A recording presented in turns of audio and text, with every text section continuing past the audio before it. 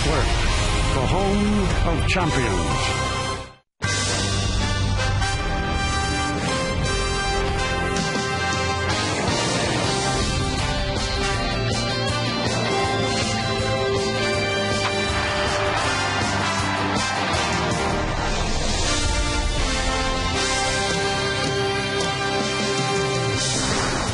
And another big crowd making its way to Yankee Stadium, where the sun certainly shines on the New York Yankees. They played very, very well at home, and they're looking to add another flag to that guy's hat. Not much room, to tell you the truth. As Kia Motors presents the Wednesday Game of the Week. Tonight, the defending world champion New York Yankees take on the Baltimore Orioles in the middle game of a 3-game set from Yankee Stadium in the Bronx. Hello, everybody, and welcome to Yankees Baseball, along with Ken Singleton. I'm Michael Kay. Very well-pitched game last night by Javier Vazquez. Yankees won the first game of this series 3-1. Now, the second game, they have a better offense. Why? Because they finally get back Jorge Posada. Yeah, Posada has a grip on that leg injury and is back in the lineup for the Yankees tonight. And a switch hitter making his presence known. You're going to take a look at the injury. First of all, this came against Minnesota, and it was a cracked bone in his right foot. There's a foul tip off the bat of Michael Kadire. Posada with a stretch on the disabled list. But what do the Yankees get back in their lineup? Michael was talking about one of the best catchers of his era. Certainly a 5-time All-Star and a switch hitter to boot. And the Yankees have him back in the lineup tonight, and he's certainly looking to do some good things. Kenny, before he got hurt, he was really having a good year. 326, 6 home runs, 14 runs batted in, the high on-base percentage, good slugging percentage. And before he got hurt, he was 7 for his last 11, 2 doubles, and a home run. So he is on fire if he picks up where he left off. Oh, Phil Hughes would like some offense. In fact, he's had a great season and has gotten great support. We'll break it down for you next on segment 2 on Yes.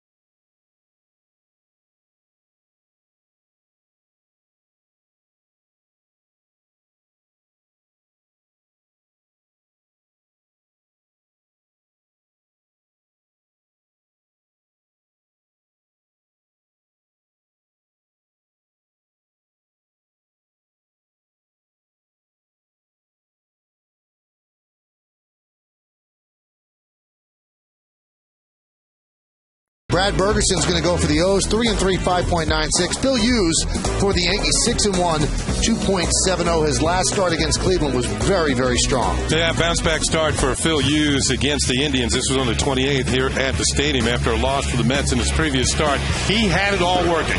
Good cutter. He also had a tremendous breaking ball, and he always seems to have a good fastball. 8 strikeouts in 7 innings, and a win for Phil Hughes in his last start. Look at these numbers. They just jump out at you. 2.70 ERA, 5th best in the American League. The whip is outstanding, 3rd best.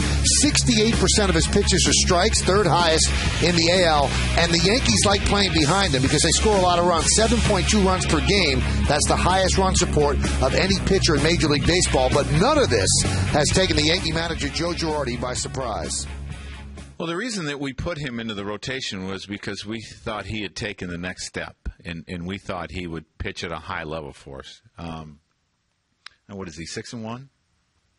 Yeah. And his ERA is under 3. I mean, that's a high expectation for any pitcher. when you play in the American League. So to say that maybe expect that might be overstating. But I expected him to pitch at a very high level. I did. Loved his stuff. Spring training, loved his stuff out of the bullpen last year. Even liked what I saw when he came back as a starter in May. I liked some of the starts that he had last year. But he has pitched at a very, very high level. They want that level to continue tonight when we get back. Lineups, first pitch, baseball, next on Yes.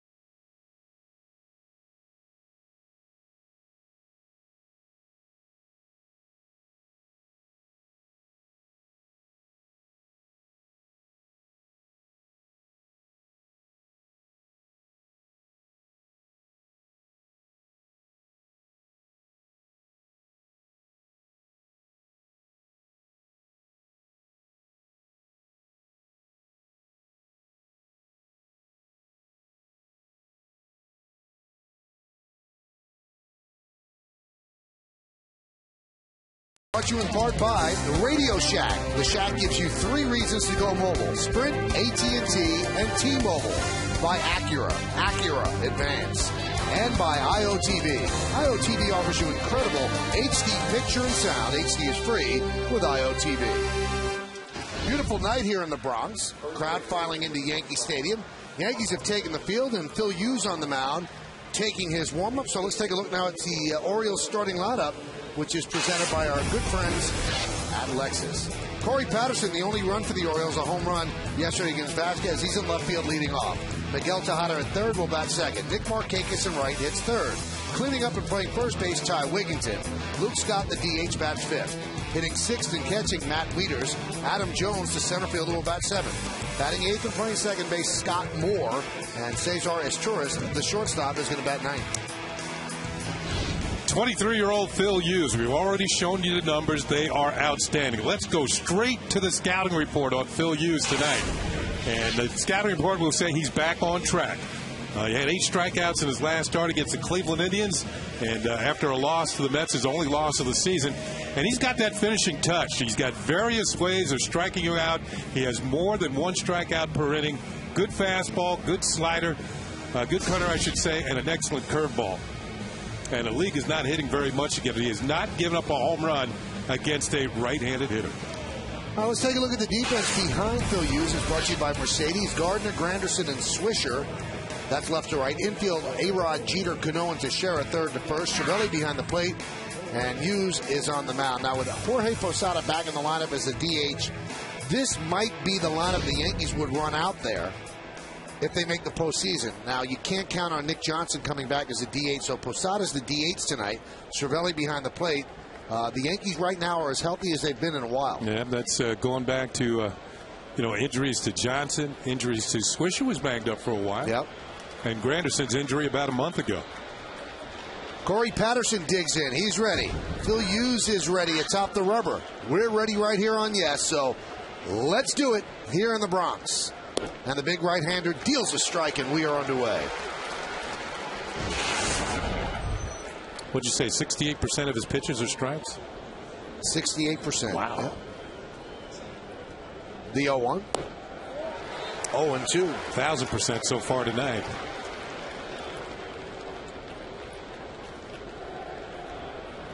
Hughes 2-2, 5.97, 3 starts, 3 relief, or 6 starts and 3 relief appearances against the O's lifetime. The 0-2. Popped up behind the plate and out of play. Yeah, that's that teasing fastball. Once you get ahead of Patterson, 2 strikes, he has a tendency to swing at that high fastball. He likes it up here. He sees it well, and he'll chase it. And it's hard to get on top of a 93-mile-an-hour fastball that far up in the zone or out of the zone. The 0-2 again goes upstairs. Now, you mentioned 68% of his pitches are strikes. Only 2 pitchers in the American League have higher percentages. Cliff Lee, 71%. Scott Baker, 70%. The 1-2 popped up. Derek Jeter is there, and he'll make the play for the first out. Well, let's look at the game time weather conditions presented by Bigelow Tea. It's a gorgeous night in the Bronx, 81 degrees, 41% humidity. The wind's out of the south at 13 miles per hour, and there is no chance of rain. Hey, it held up yesterday. It rained early, 30 o'clock, 6:30, but once the game began, coasted right through. Oh, what a beautiful day in the city. I was walking around in the city this afternoon, went out and bought some ammunition. Ammunition for what? No, new golf balls. Oh. That one's fouled away by Tejada. You lose a lot of those, Kenny? Nah, I try not to.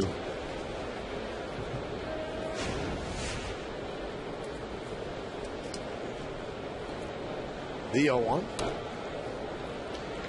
Good life on the Hughes' pitches early in the count 0-2. Yeah, Tejada's been struggling lately. He's only 13 for his last 83. That's over 20 ball games.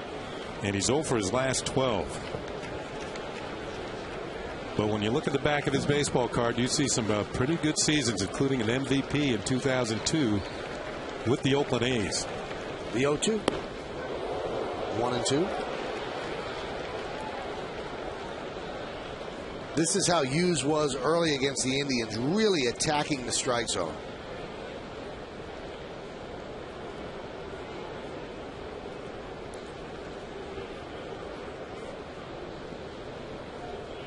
And the 1-2 pitch.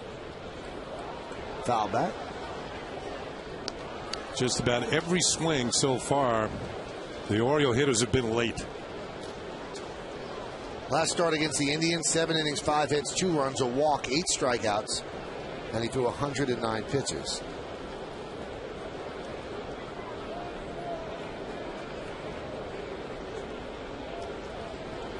And the 1-2 upstairs. Yankees won yesterday, but they missed an opportunity to gain a game on the first place Rays. Rays with a 9th inning rally against Toronto, including 5 walks issued. So Javi Vasquez picked up a win, but the Yankees didn't pick up a game, but they didn't lose one. Look at it the positive way. That one's popped up and out of play. Yeah, that was an amazing 9th inning in Toronto. Yeah. Joe Madden got thrown out of the game. Carlos Pena got thrown out. And Kevin Gregg, the Blue Jays reliever, got thrown out. Those are the standings right now in the AL East. And Pena, I thought, had a legitimate beef. There's 2 runners on that tied the game, and he called time, and Angel Hernandez wouldn't give him time. Yeah. Pitch was thrown. It was strike 3. Wow. 2-2 pitch. Nub foul. Yeah, that should not happen in that critical juncture of the ball game. And that's what Joe Madden said. Joe Madden said, I understand speeding up the game. I get the major league directives, and I agree with them. Yeah. But in a situation like that, you have to throw that in the garbage. It's more important to do the game right rather than speed it up. That should be a warning that comes early in the ball game, so everybody knows for the remainder of the game that it's in force, as opposed to doing it in the 9th inning. Here's the 2-2. Swing and a miss. Got him. So Tejada now 0 for his last 13. Yeah, nice setup of pitches. He threw the breaking ball away, and then he ties him up again with a good fastball. You can see the grip, 4-seamer, the power fastball, up and in, ties him up, and he's gone. Man, that does not do justice to how fast he threw that baseball. Gave you a good look at it, though. Better one than Tejada got. Here's Nick Markakis. And there's a strike. Here's normal speed. And here's... You got less than 1/10 of a second to decide whether it's a strike, swing, and hit it. Count 0-2. That's why I say it's the hardest single thing to do in sports. And that's why you shouldn't be blinking while you're up at home plate.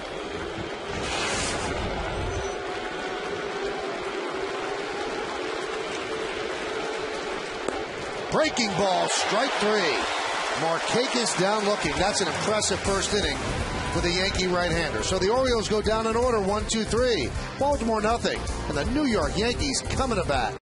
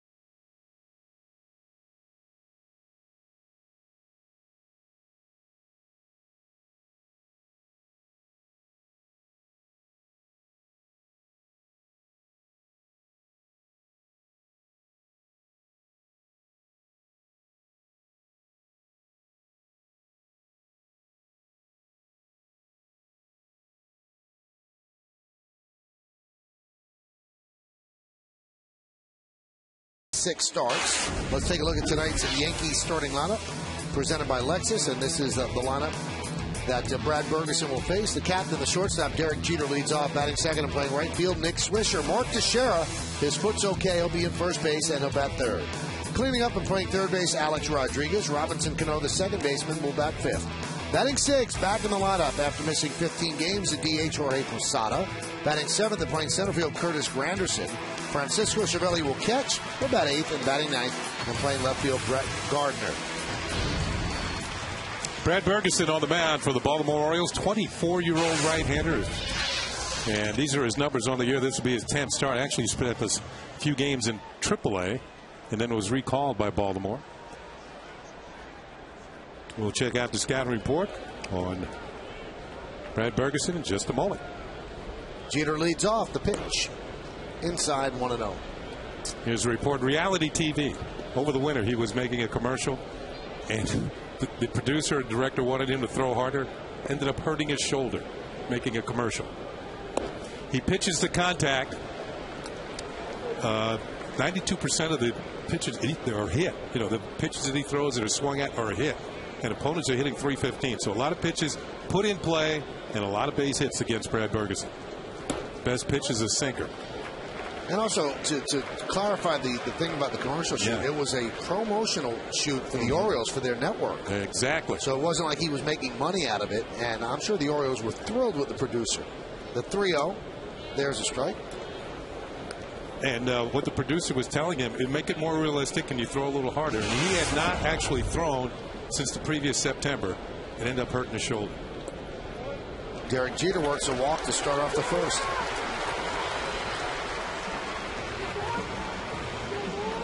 Take a look at the Orioles defense, which is brought to you by Mercedes.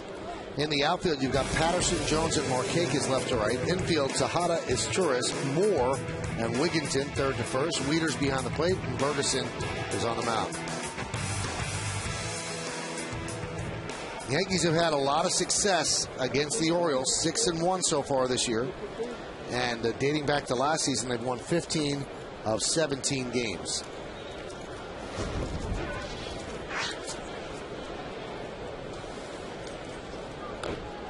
Now, if you look at the teams in front of the Orioles, they're all having great seasons. Yeah. The Rays, the Yankees, the Red Sox, and even the Blue Jays. And the Orioles could end up deciding the division if you see which team they're going to play better against. And we've broken it down for you, and there's only one team that they've played well against. Within the division? Yes. Yeah. The 0-1. All right, the O's are 1-6 against the Yankees. They're 1-5 against the Rays. They're 0-6 against the Blue Jays. But the Red Sox, they've won 4 of 6. So if the Red Sox end up missing the playoffs by 2 or 3 games, they're going to say, well, it was the Orioles. Every other team in the division has won at least 30 games. Every other team in the division also has a winning record on the road. And there's only one other team in the American League that has a winning record on the road. That's the Minnesota Twins, and they're only one game over. I think that shows you the strength of the American League East.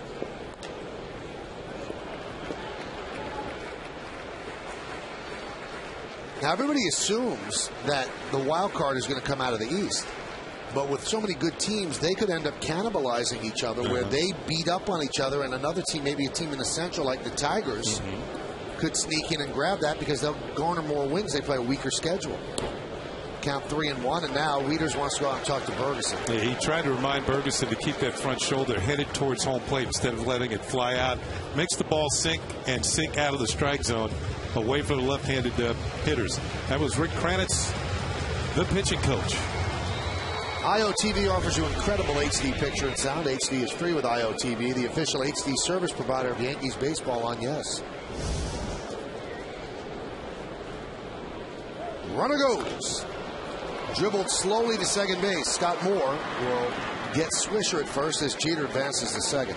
Yeah, Bergeson's best pitch is a sinking fastball, and they're trying to stay out of the double play. The Yankees had Jeter on the move, and Swisher rolled over on it, but Jeter's in scoring position at second base. There's Mark Teixeira, obviously in the lineup, so he's healthy after fouling a ball off his foot yesterday. But the Yankees had to wait to see if he could play before they sent down Juan Miranda to make room on the roster for Jorge Posada, because if Teixeira was banged up and had to miss a couple of days, then Kevin Russo probably would have been the guy who goes down. So Russo was probably rooting at the trainer's table. Come on, Mark. You're okay. We'll get you a special boot or something. Now, remember tonight he's batting left-handed, so the push-off foot, his back foot, is the one that he fouled the ball off last night. Grounded to second. Moore, from his knees, gets Teixeira, who seemed to be running well as Jeter advances to third.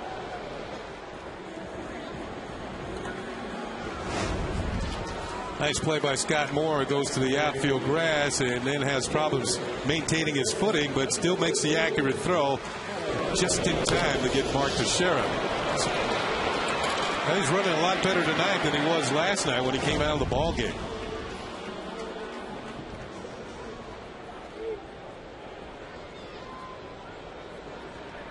Here's Alex Rodriguez now with a runner on third.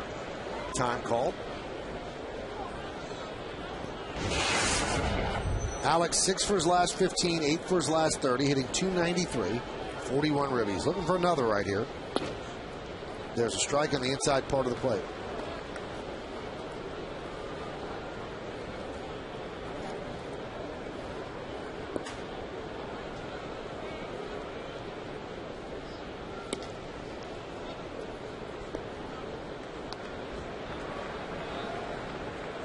There's a discussion going on. Can you continue to pitch like you did in the top of the first? That might be what he's asking him.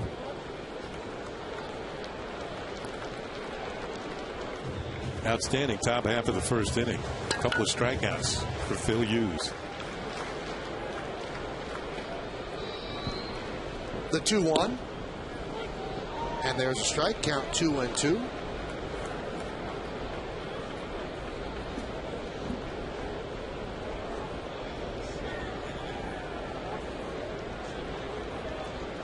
The 2-2. Inside 3-2.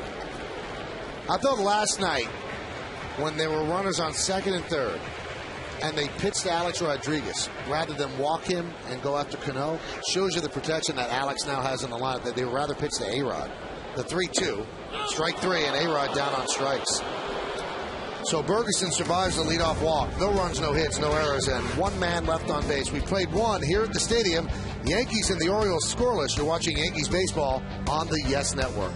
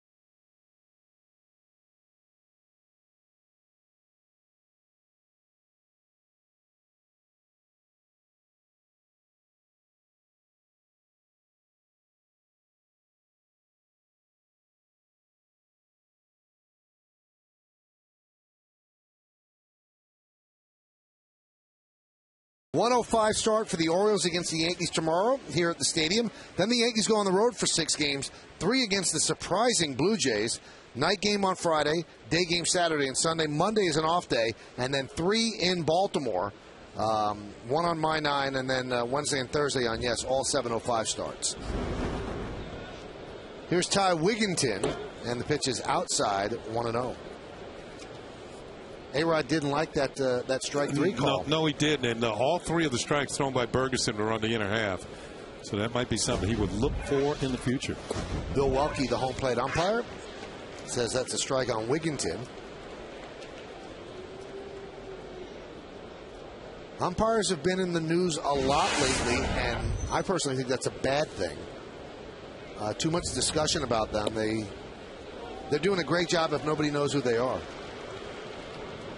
And that's the umpiring crew: Bill Welke, Mike DeMuro at first, Tim Welke at second, and Jim Reynolds is at third. It kind of all started with Joe West and the time of games between the Yankees and the Red Sox. Grounded to short, bobbled by Jeter. He stays with it, and he gets Wigginton. Now let's take a look at his last at bat, Kenny, see if he had a beef. Well, let's check out the pitches to A-Rod, or at least the last one. And he thought it was inside, but to me, it might have had to, yeah. It was inside. It was.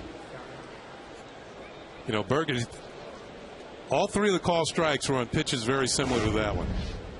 You don't see A-Rod argue that much, so he must have really thought that. I mean, it didn't seem as far inside as the argument would tell you it was, but it was off the plate. Here's Luke Scott. And the count 1-0. Luke had a good May. He was one of the couple of Orioles who had a good month of May. He and Nick Markakis. Everybody else kind of struggled. Hit sharply past Teixeira and down the right field line. Oh, he scalded that. Luke Scott will go to second with a double.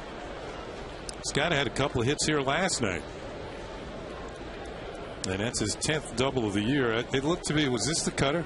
Looked like it was a cutter, but it didn't catch enough. Yeah, it's kind of spinning in the middle of the plate. And as hot as Scott has been, he's not going to miss that. Nice, crisp swing, and just drills it down the line.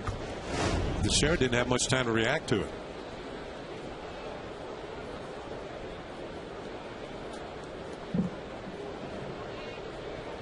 So runner at second base. First hit for the Orioles. Here's Matt Wieters.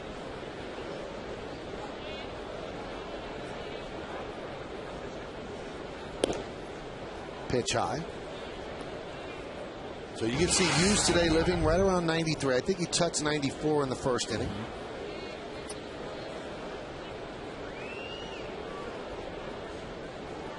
Wieters trying to shake an 0 for 10.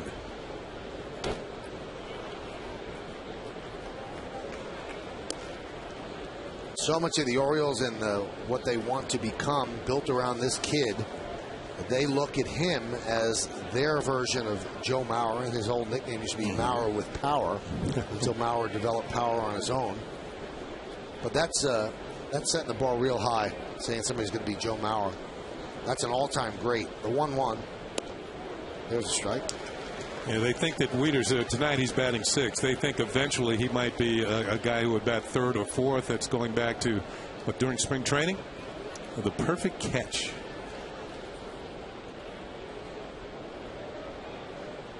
Maybe not quite perfect as of yet.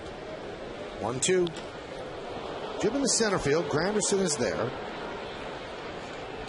He'll make the catch. Luke Scott didn't even tag, which I don't quite understand.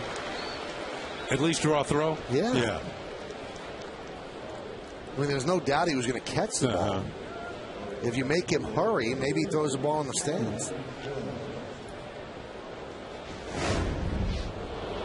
Here's Luke Scott, and he sees he's going to catch it. Yeah, he's going to catch it. Really? What could that do? Very odd. Here's Adam Jones, struck out in a big spot against Javi Vasquez in the 7th inning yesterday when the game was still tied at 1. And it seems like he's having trouble catching up with the fastball. That's a 94-mile-an-hour heater right there. Yeah, usually he's pretty good on the pitch he just missed. Now, remember, this is a Phil Hughes fastball. Phil Hughes gets a lot of swings and misses.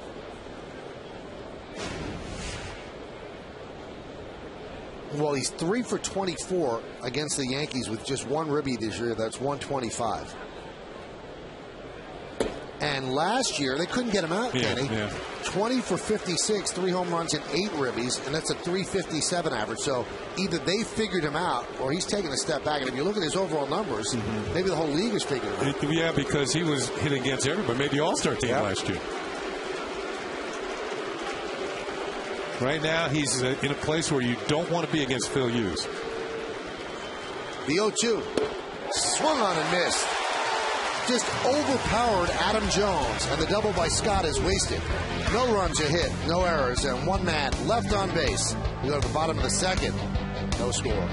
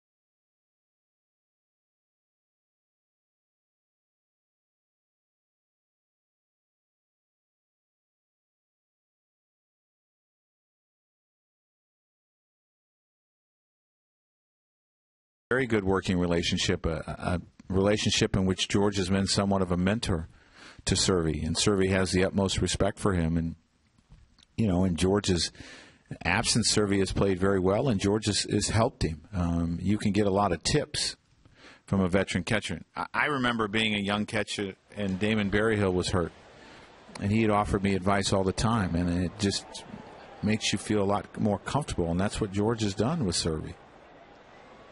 And Posada, the DH today, and he is on deck with Robinson Cano leading off. Now, Posada's not catching. He's DHing.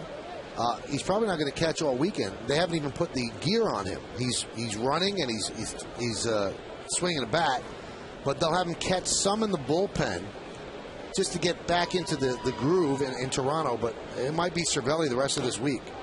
How about Robinson Cano? 16-game hitting streak with that single right there. He's been something else. I mean, there's nobody hotter in the American League than Robinson Cano. Let's see where the pitch is. Supposed to be low and away, and you know what? It's kind of out there.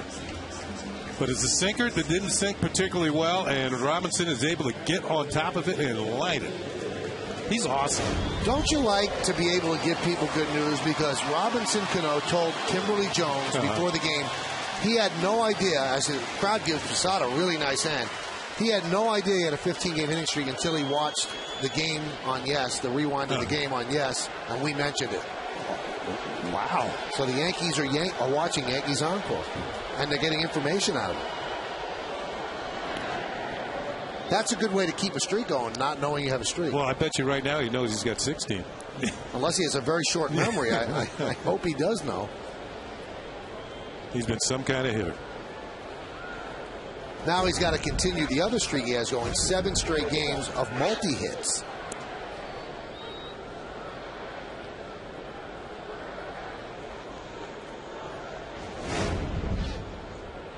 Now that's what Jorge is sporting to protect that sore foot. It almost looks like they cut out the bottom of a walking boot.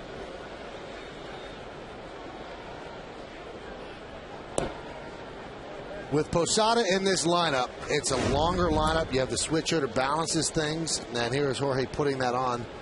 So I'm sure that other band goes underneath the spikes. And that does cover a lot of the foot. Last thing he wants to do is foul the ball off that foot.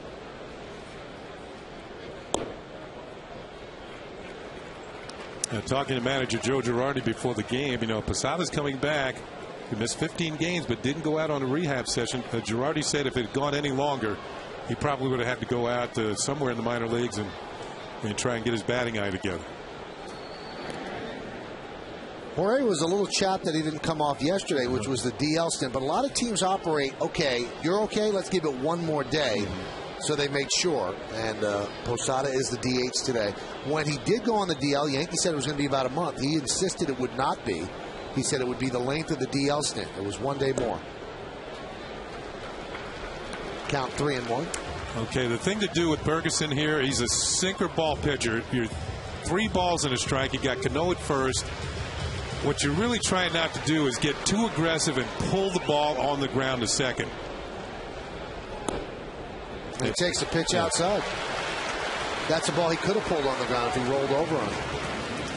One thing to remember about Ferguson, too, he has walked more batters than he has struck out this year. He's a pitcher that pitches the contact. He just doesn't want you to hit the ball hard. You got to make a sinker ball pitcher bring the ball up. If a pitch starts out at the knees, you let it go. It's going to sink out of the strike zone. Make it be at least thigh high before you decide to swing at it.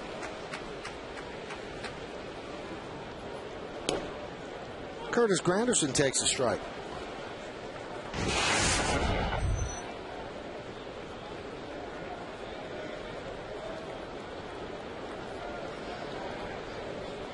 And the 0-1. Outside 1-1. So with Posada back and Granderson back, this is close to the Yankees at full strength, at least offensively. And as I mentioned earlier, you can't really expect Nick Johnson back. If he comes back, it's a huge bonus. But you can't even think about him coming back until August.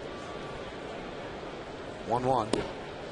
Think about it, the lineup is getting to the point where there are no rest stops anymore for pitchers. For a while there, when Granderson was out, Swisher was, hurting from the left side of the plate. Posada was gone. Driven into left center field. Giving chase, Adam Jones. He's not going to get there. It splits the outfielders, and it goes to the wall. Cano scores. Here comes Posada. He'll score. It's a 2-run double for Granderson, and the Yankees lead 2-0.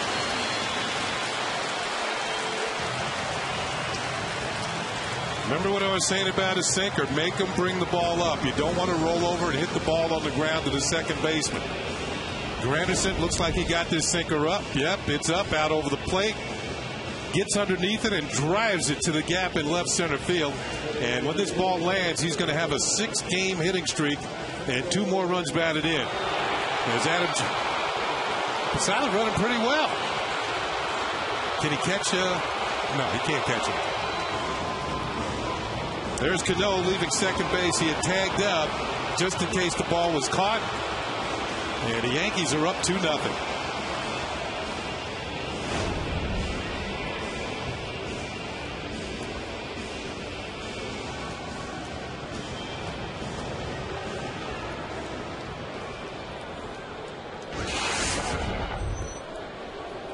Well, the Yankees are 21-5 when they score first.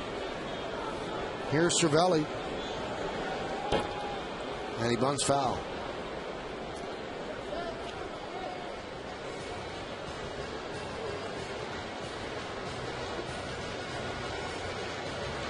Cervelli looking down at the third base coach Robbie Thompson to see if that bunt remains on.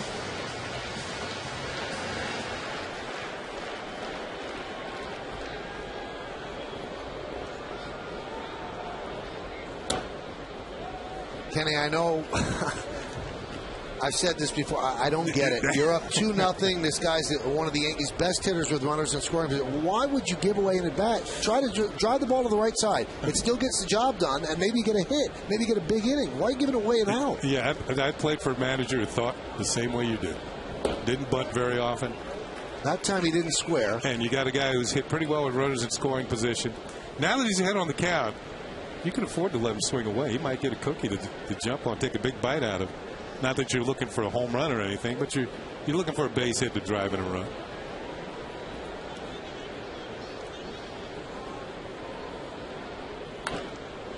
And he doesn't get the job done. And he grounds out to third. I think one reason why he thought about bunting, the Orioles don't score very often. I think that they have scored 3 runs or less in quite a majority of their games. So if you can get to 3 or 4, you got to get your good bet of beating this team that you're facing tonight.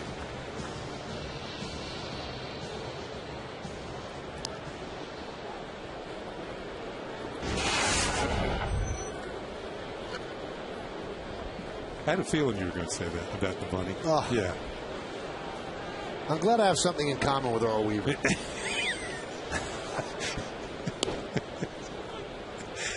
There's a strike to Gardner. He was something. Hall of Famer. Yeah.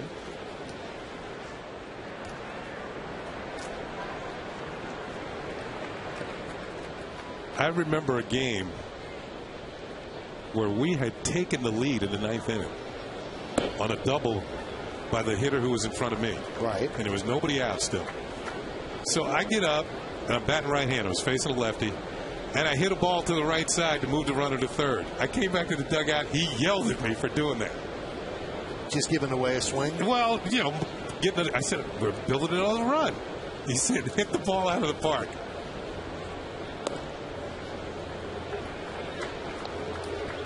And also, you have to know who you're playing. The Orioles are last in the American League in runs scored. You've got a pitcher who's just dealing on the mound. Yeah. Do you really have to scratch out a third run? I think he might have been doing that on his own. He may be.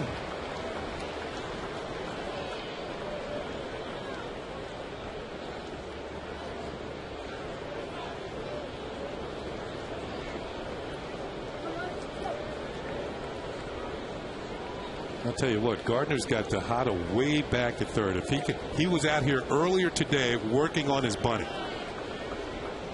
He really is back. This is a given if he gets the ball down. He thought about it, Kenny. Yeah. Now he's kind of mad at himself that he didn't bunt.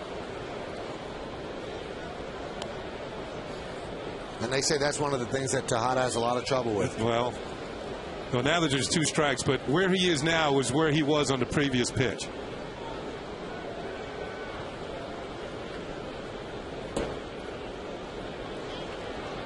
See, Gardner's still upset he didn't bunt that pitch and took it.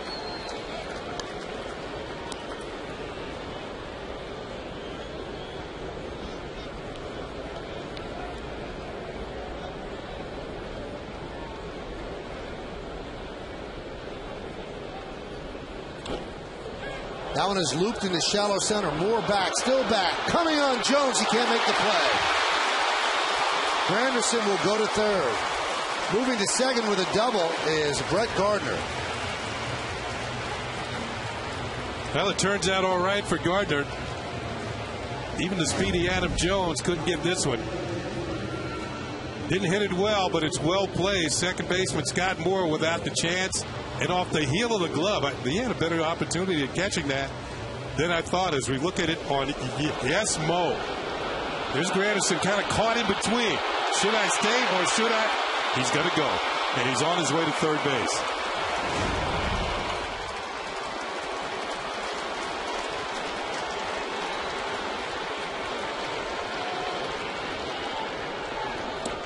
Swing and a miss.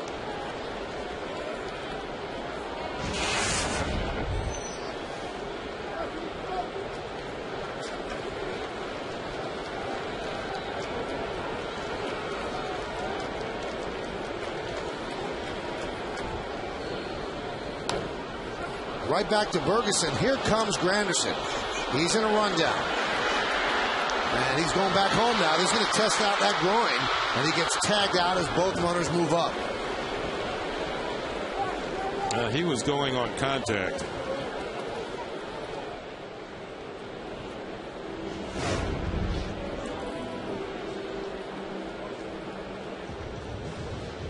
His play is going to go 1-2-5-3 as Granderson's going to try and stay in the rundown long enough to have Gardner get the third and Jeter to second. He accomplishes that.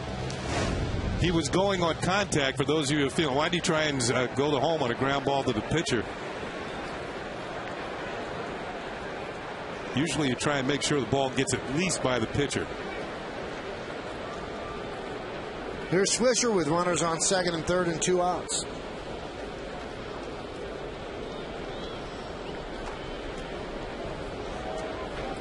And the pitch. That one's driven deep to right center field. That's trouble. That'll go into the gap and bounce into the Yankee bullpen.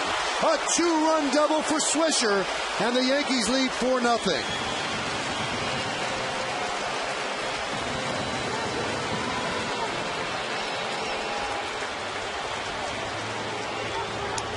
During his career, Nick Swisher's had an on-base percentage of over 40% against the Baltimore Orioles. He hits well at Camden Yards, and he's going to hit this one well. Pitched it right in the middle of the plate. Look at him. Boom, right on time. I think he had overspin on this one, Michael. If he didn't get underneath it, it would have been out of the ballpark. But a 2-run double nonetheless. They have the shift on for Teixeira. Takes pitch out of the zone. That one is drilled down the right field line, but foul.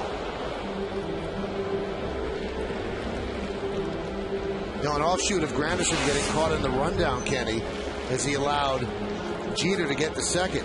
And because he was on second with the double, that allowed him to score. So it got them another run. And if you're caught in a rundown, you want the other runners to move up, and that's exactly what happened. Could not hold up to count 1 and 2. Jim Reynolds says he went around.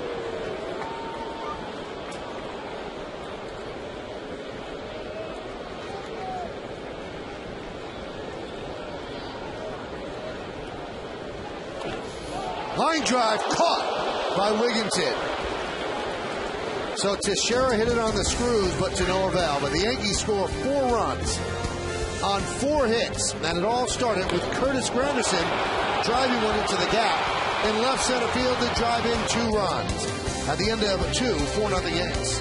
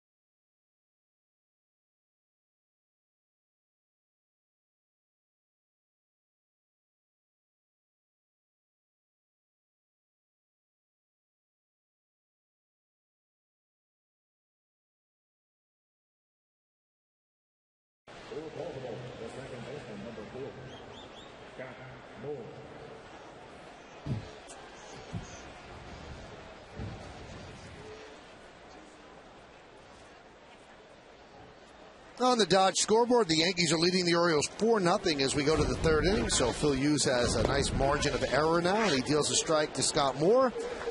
Top of the 3rd means we check in with our good buddy Kimberly Jones down on the Camberwell third base side. And Kim, the Yankee family doing something very chattable tonight. Tell us about that. Absolutely, Michael. The women of Yankee Stadium having an event here where they hosted Same Sky. It's a fair trade company that is designed, its mission is designed to help women in poverty lead self-sustaining lives. Right now that deals with the women in Rwanda, and the way they're leading those lives, they're making these bracelets like the one I have on. It's hand-blown beads and then they are crocheted. I picked purple. There are lots of colors to choose from. And the proceeds from these bracelets go right back to those Rwandan artisans, many of whom, all of whom, are still trying to put their lives back together after the awful genocide in that country back in 1994. So a great event as the women in the Bronx, literally under the same sky, helping the women of Rwanda tonight. And for more information, you can check it out online, www.samesky.com. Mindy Levine, wife of Yankees president Randy Levine, was at the forefront of this effort, bringing Same Sky to the stadium, and assistant general manager Gene Afterman also at the head of that effort. I think Gene was wearing a couple bracelets last time I saw her. Here's the 1-2, and it's grounded to first. Teixeira will field and step on the bag for the first out. Now, that's a serious matter. Now, the more mundane, some Yankee players actually got into designing some Yankee paraphernalia. Tell me about this. That's right. We get to see the creative side of some Yankees, and that includes Granderson, Jabba, Pettit, CC, Swisher, and Teixeira. This is the Andy Pettit T-shirt. The players, as part of MLB Players Association Players' Choice Signature Series, have designed their own T-shirts, jerseys, and hats. Coincidentally, my buddy Anthony from the New York Post is wearing CC's jersey. That's a black one. This blue T-shirt from Andy includes his number on the back. Pettit is in camouflage because, as Andy told everyone, I like to hunt, and his number 46, I don't know how well you can see it, but inside the number, the famous Andy Pettit stare as he stares in at the catcher. So here you go, Andy Pettit. I think this will be a popular T-shirt. Granderson's has headphones on the front because he's always wearing headphones, and a picture of him spinning some records, DJing on the back. CC and Jabba have images of their own tattoos on their jerseys. Swisher has the New York skyline. Teixeira introduced his jersey and said he went old school. He fashions himself an old school kind of guy, Michael. Well, it's really good stuff, so I'm going to need that Pettit jersey for a friend of mine, okay? I'm sure you are, but you can also actually purchase these items here at the stadium. I never considered that. And I know you didn't. And at the wonderful Models, you can find these items as well. Sounds good. Thanks, Kim. Thank you. We'll talk to you a little bit later on. That's Kimberly Jones. She'll be on the post-game show, obviously, and we'll figure everything out that's happening in the game during that time. But right now, Yankees up 4-0. You'd definitely be styling if you wear any one of those shirts. It's nice. They look shirts. nice. Yeah, they Players did a good job. So Asturias picks up that single, and now here's Patterson. Corey popped up to short in the first inning, first batter of the game. Pops up again, but out of play.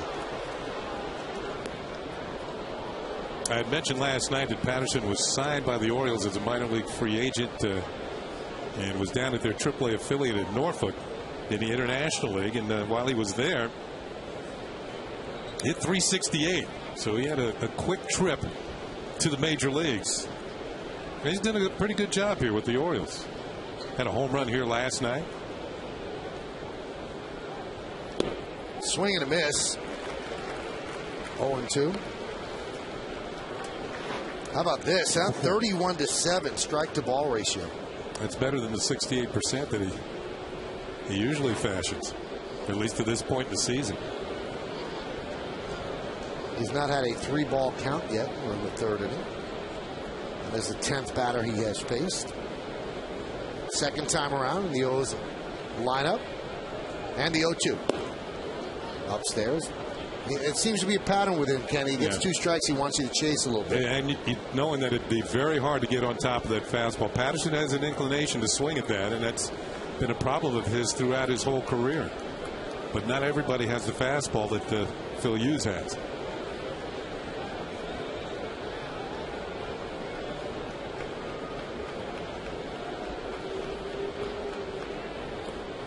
Nice block there by Cervelli.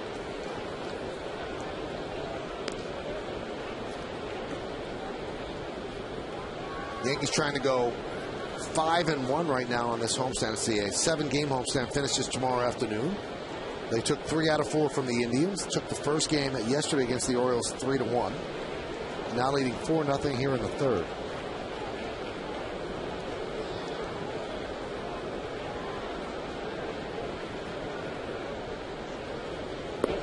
swing and a miss. Off-speed pitch. Patterson down on strikes. 4 strikeouts now for Phil Hughes. Let's see where this one went. Curveball. Swing and a miss stuff. We're talking about finishing touches. The finishing touch in Yes Mo was a breaking ball, curveball.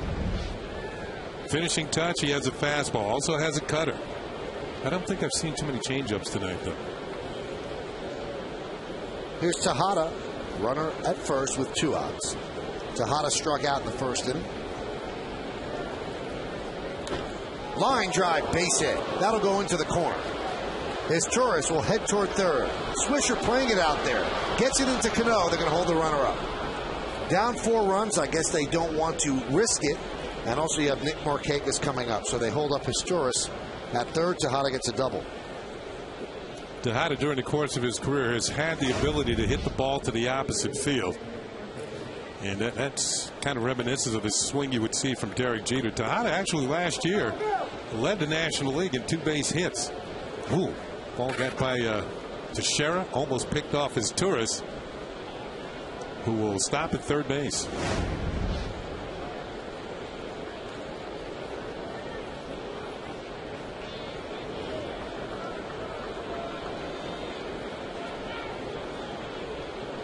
Here's Markakis, struck out looking in the first. And the first pitch is a fastball strike. Steady 93, and he gets it up a little bit more if he has to reach back.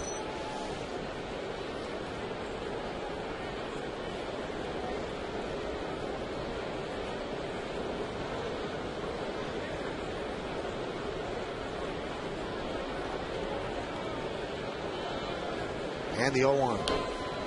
Quickly ahead 0-2. He is really throwing strikes.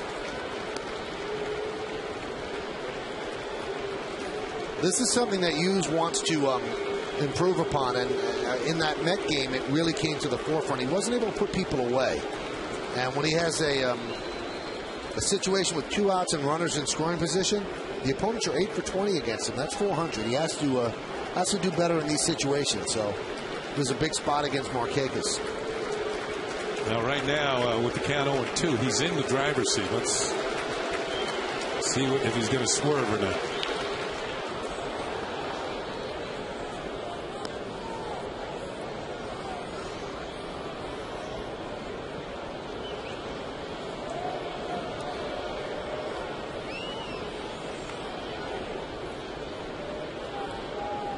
Likes to go the other way. 29 hits to left.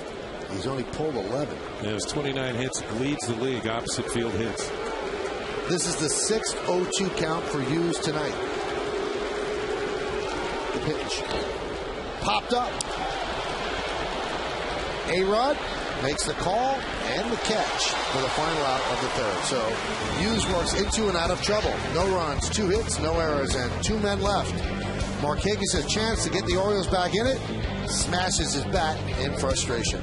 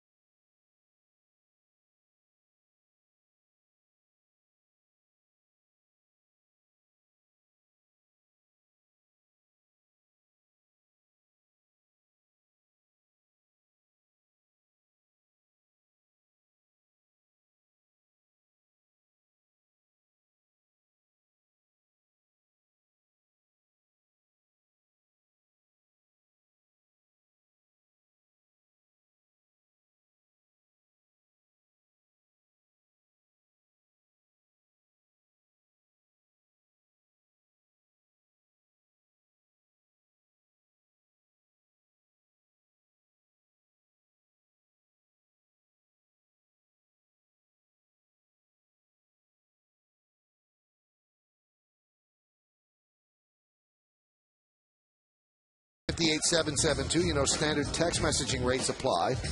And we'll give you your choices in just a moment. Here's Alex Rodriguez. Swings at the first pitch and fouls it off. Is it 1, DiMaggio's 56-game hit streak, 2, Hershiser's 59 scoreless innings, or Ripken's 26-32? Now, I personally think that somebody could break DiMaggio's record. Somebody could break Hershiser's. I don't think anybody could break Ripken's. Not in this day and age. I think that's kind of done. Although I can't see anybody doing DiMaggio's streak. I can't really. I think the one that's the easiest to break would be Hershiser's. As we look at the Dodge scoreboard, Yankees up 4-0 here in the bottom of the third. That's the one I think that would. Look at Ubaldo Jimenez of Colorado this year. In fact, look at pitching all around baseball. Pitching's coming back to the forefront. ERAs are lower. Home run totals are going down. A couple of perfect games within 3 weeks of each other. Now, I was talking to Andy Pettit about it yesterday, that it looks like it's becoming the era of the pitcher again. And could it be the pitchers, or could it be something so simple that they're eliminated performance-enhancing drugs, and now the guys aren't as big and they can't hit the ball out the other way? You got to remember too. That's one thing. Pitchers were doing it too. If you look at 1995, the yards. Look how they're coming down. Well, it's amazing what Jimenez is doing. I mean, was it 0.75 or 7.8 or something like that? But the record is 1.12. Bob Gibson. And he's doing that in Colorado half his games. Thank goodness. And I've only seen highlights of it. I haven't seen a full game of Jimenez pitching. But this guy looks just unhittable. Well, the killer pitch I heard about, I've been talking to people on my radio show about it. You know Maddox's pitch that he would start at a left-hander's hip, and then it would come over the inside corner? The spillover. Right. Well, he was doing that, and you see the AL leaders in ERA. That was at 90 miles an hour, maybe. Yeah. Jimenez is throwing that pitch at 98, 99. Yeah. Alex grounds one slowly to third, and Tejada can't handle it. It's an infield single for Rodriguez. That's been one of the adjustments that Tejada's had to make since moving on from shortstop and playing third base. The swinging bunt, or even on the bunt plays, where he's going to have to barehand it. Can't come up with it cleanly. What you're supposed to do, he has his hand open like he should, but he doesn't get it down far enough. It's almost like you got to scrape your hands on the top of the grass to get the ball to roll up into your hand. He didn't get down low enough, and A-Rod had himself an infield hit. By the way, Jimenez 10-1, 0.78. That's pretty good. We just get word, and if you're watching a baseball game, obviously you're a baseball fan, and this will be something that you go, wow. Ken Griffey Jr. has announced his retirement, so he is going to shut it down in the middle of the season for the Seattle Mariners. He didn't have a great year last year. A lot of people were surprised that he would come back. He did, and he struggled, and he's decided to call it quits in the middle of the year. Yeah, I kind of thought that he would think about it over the winter because he just didn't look like the Ken Griffey that we're used to seeing. Another base hit for Cano. 8 straight games with multiple hits. Amazing.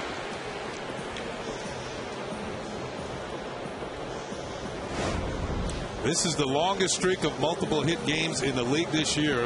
Ichiro had a streak of 7 games, which Cano was tied with, and now Cano all to himself. 8 consecutive games with at least 2 hits. Now, this, I think, is amazing because Jeter has a streak of 6 straight games with multiple hits.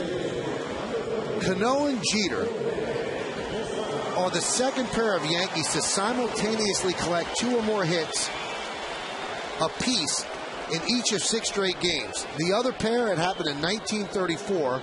It was Lou Gehrig and Jack Salzgeber. No other Yankee teammates have ever done it in 7 straight. So Jeter has to pick 2 hits up tonight so he could have 7 straight and do something that's never been done before. A pair of teammates 7 straight games. I heard of Lou Gehrig. I've never heard of the other. Never heard of Jack, no. Jack Salzgeber. Check swing, but a strike. And they're the first Major League teammates to collect 2 or more hits apiece in each of 6 straight games for their team since Chipper Jones and Brian McCann did it for the Braves in 06. Driven out down the left field line. Giving chase is Patterson, and he makes the play on the run. A-Rod tagged just to draw the throw, but nothing doing. Looked like Patterson couldn't find that ball at first, but he's got enough speed. He made up ground as that ball was tailing away from him. He's got center fielder's type speed. Starts to turn it on as the ball nears the line, and it's a decent running catch.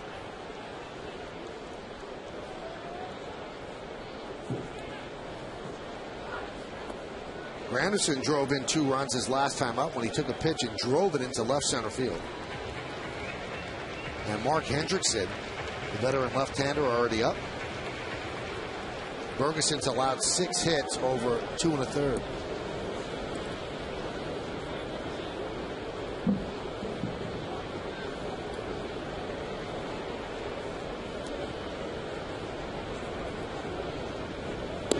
You know, not that we're talking about pitching and how it's improving. I don't want to see it go back to the late 60s. There are a lot of 2-1 games, 1-0 games. Although you like to see it occasionally, you like to see a tremendous pitching performance. I think the fans like to see runs being scored, but not artificial. Kenny, that's why I don't get, ballparks like Petco Field and Target Field and Citi Field, because baseball's never been more popular and has higher attendance with all the runs scored in the home runs. I'm not saying build bandbox, but why build big places? That's what I don't get.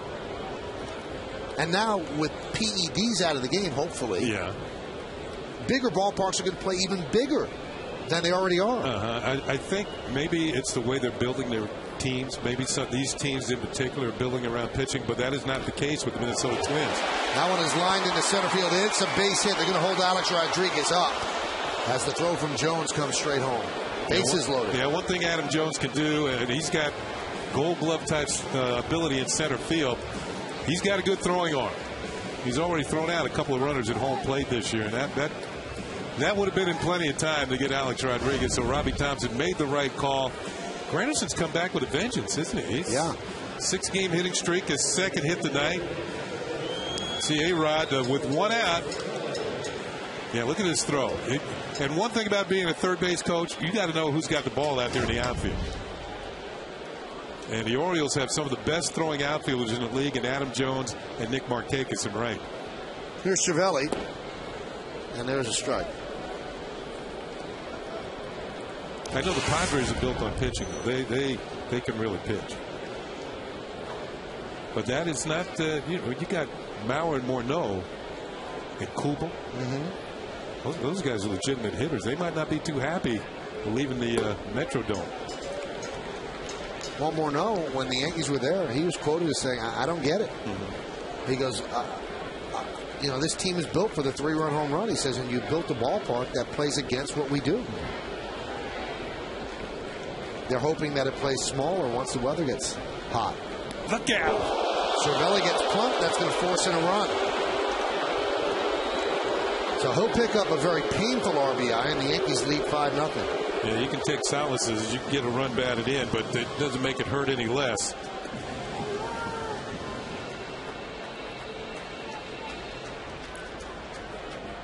Cervelli says he's okay.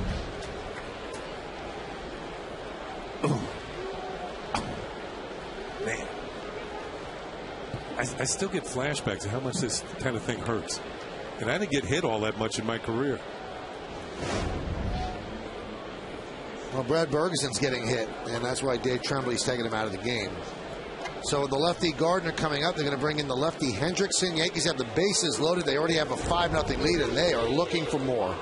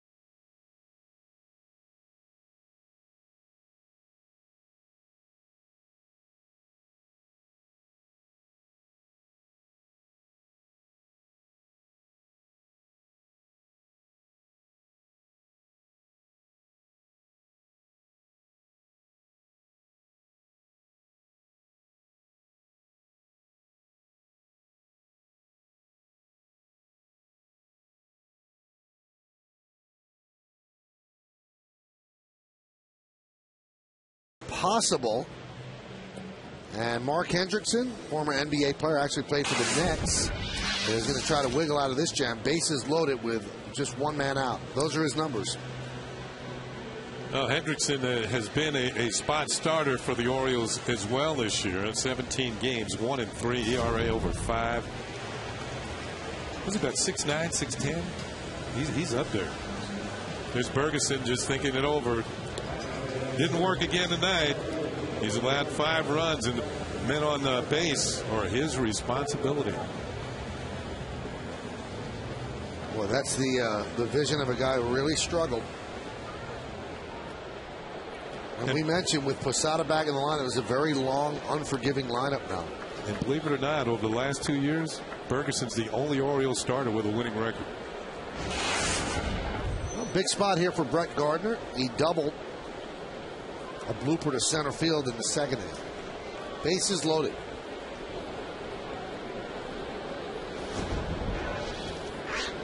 And the pitch. Count 1-0. Hendrickson is 6'9".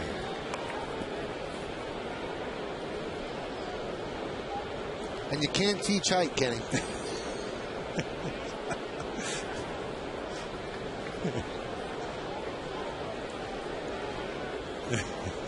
The 1-0.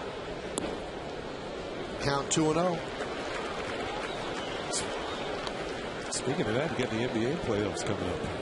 The final starts tomorrow. Robinson Cano at third. Granderson at second. Francisco Cervelli at first. Your cousin coaches the Celtics. Yeah. Doc Rivers. That's your first cousin. Right? Yeah, he is. The thing about it, when I was growing up, I was a Knicks fan. I hated the Celtics. I mean, they won all the time. Well, you only have to root for them while he's coach. He's going to be coach forever. He's already won a title with them, though. Looking for number 2. 2 in 3 years it would be. And there's a rematch of 08. The 2-1. Adam Jones settles underneath it. Cano tags. The catch is made. Here comes Cano. Here's the throw. It's cut off.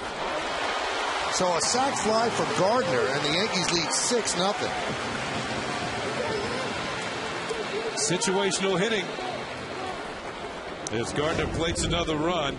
Here's the tag of Cano at third base. Jones has a strong arm, but this ball's hit too deep to the outfield.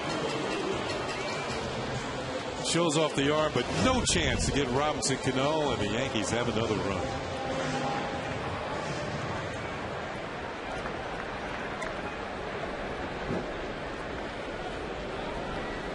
Gardner is 17th ribby, and here is Derek Jeter. First and second now with 2 outs.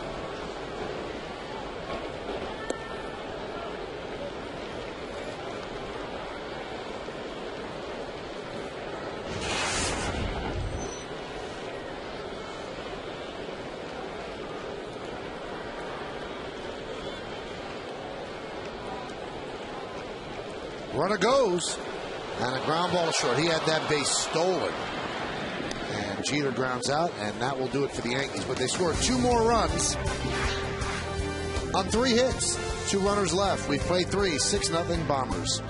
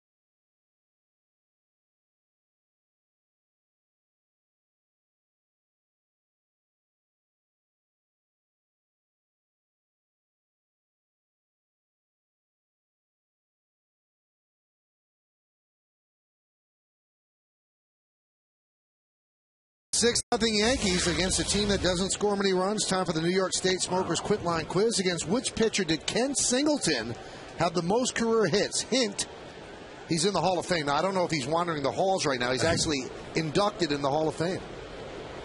I don't know who it is, to be honest with you. There's a strike from Phil Hughes to Ty Wigginton. Now, there's a developing story in baseball. Galarraga of the Tigers is pitching a perfect game through 7 against the Cleveland Indians. Wow. So I'm sure that Bob Lorenz will have an update on that. Gee, we're talking about perfect games. Yeah, there's been 2 already. Yeah. Never before in the history of baseball have been 2 perfect games in the same year. So now it might be 3.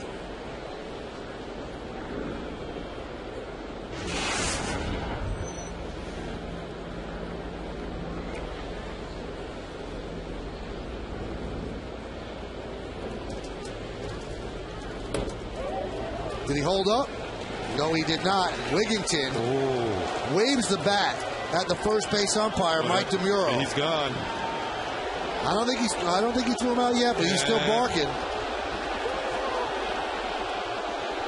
And now the home plate umpire is taking up the argument. Wiggins is saying, "Hey, my argument is with first base, not you." And Tremblay is just saying, "Hey, calm down." DeMuro threw that right hand out there like, I don't know if he was saying get back in the dugout or you're out of the game.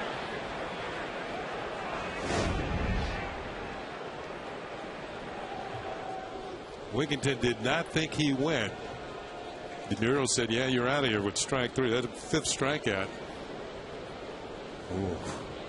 I hope you can't read lips. I don't think he threw him out, Kenny. I think he's just going to keep moving. Pitch to Luke Scott is a strike. There must be such frustration bubbling over with the Orioles. I mean, they thought they were actually going to be improved this year. They thought that this would be a year that they take the next step, be a 500 team, and everything has gone wrong. There's a ground ball to Cano, 2-way. Dave Tremblay, the manager, said, I think we're way past asking me about being frustrated or disappointed. Or disappointed. That's an understatement. Well, you talked about every team coming out of spring training has confidence they're going to have a better year than they had the year before. And when you lose 16 of your first 18 games and just drop off the face of the earth, then they played a little bit better. But once again now, they sunk into the depths. They've lost 6 in a row now.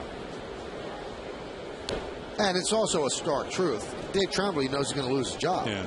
I mean, it's just a question of when. There seems to be a manager watch every single day with the Orioles. They're just waiting for it to happen. Because you can't say, well, we made all the wrong moves with players, so it's got to be the manager. You're going to blame the manager. It's been that way for over 100 years. The 0-1. Guy worked 20 years in the minor leagues to get this opportunity, and he just hasn't had very good teams. Now, this team, though, you got to be fair, is better than 18 and 37. This talent is better than that. 15. You gave him too much credit. 15? 15 and 37. 15, that's right. High fly ball, right center. Nick Swisher makes the call. And an 8-pitch, 1-2-3 inning for Phil Hughes against Dave Tremblay's Orioles. We go to the bottom of the 4th, 6-0 Yanks.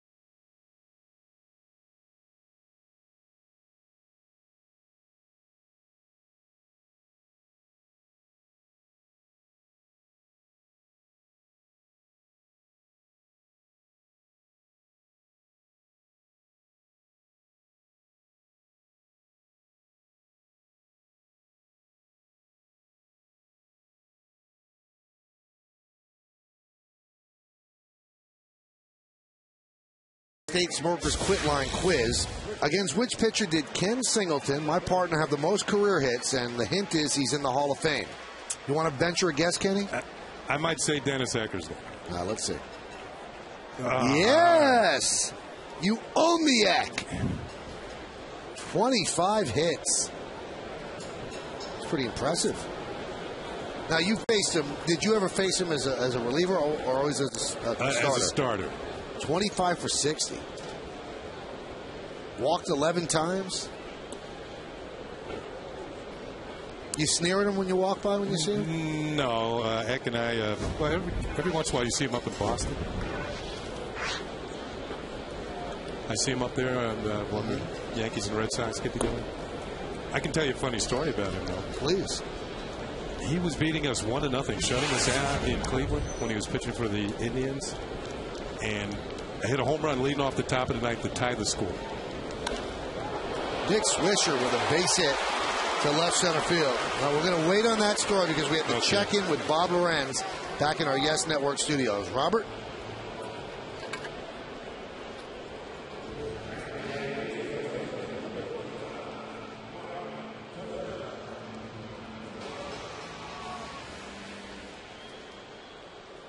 Wow. Thank you, Bob. So we've had Dallas Braden.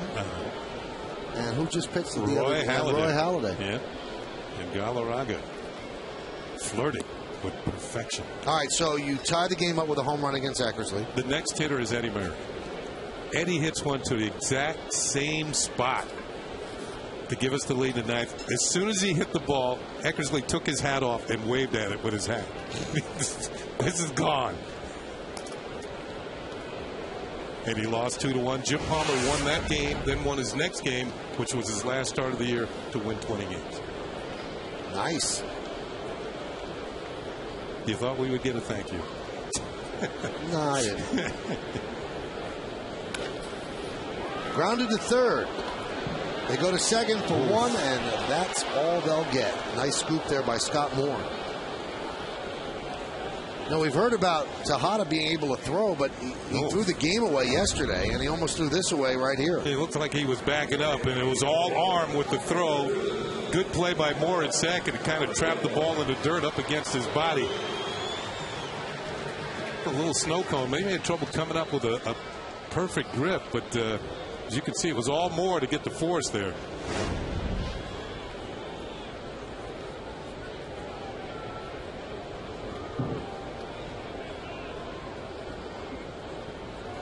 Here's Alex Rodriguez. Count 1-0. So Hendrickson on a relief of Bergeson. And the Yankees are up 6-0, bottom of the fourth.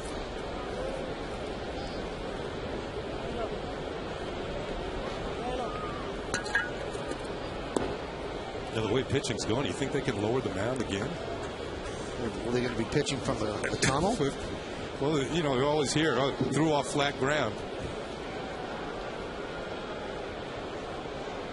Well, they lowered it after Bob Gibson's 1.12. They lowered it. And for the young, listeners and viewers, the higher the mound, the steeper the slope, the pitcher's coming right down at you, and it's more dominating for the pitcher and tougher on the hitter. Yeah, you can get more arm speed because the falling off the hill from a higher plane gives you a better arm speed. And, Count 2-2. Back in those days, the pitching was so dominant that I think you had hitters win batting titles with barely a 300 average. Didn't Alex Johnson win one with an even 300 average? Yeah, I think it might have been 301 or 300 while he was with the Angels. Yastrzemski won one at 301. Yeah. That one's driven deep to left center field. Patterson is back and he'll make the play. Ball died out there. Looked like he really got it, and it must have gotten it off the hands as Patterson runs it down. Yeah, not quite on the sweet spot of the bat. Yeah, but it had the trajectory when it left the plate. Let's see. We get a good look at it. Pitches in, and just not quite there. Yeah, he knew it. He knew he didn't get it. Yeah, to run one out of here in left center field towards the bullpen at Yankee Stadium, the opposing bullpen is .399 out in that direction. You got to get it pretty good. Here's Cano. He has 2 hits already.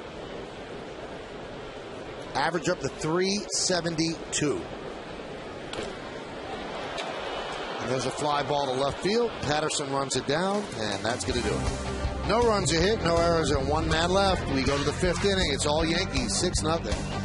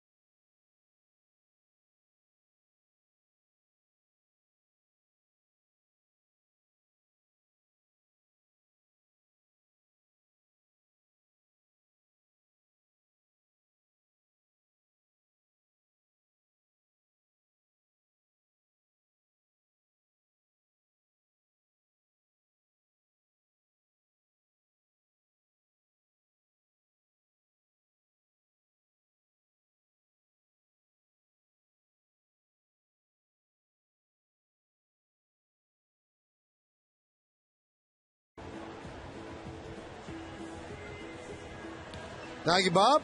And we are monitoring the Detroit-Cleveland game. Galarraga has 1 out in the 8th inning. On the Kia Motors scoreboard at 6-0 Yankees. The amazing thing about Galarraga pitching against the Indians right now, Kenny, threw 7 innings. He threw 64 pitches, 50 strikes. I mean, are the Indians even trying? They're swinging early in a count. And now he's got 2 outs in the 8th. And there's a strike to Adam Jones. Phil Hughes pitching a much more pedestrian 3-hit shutout.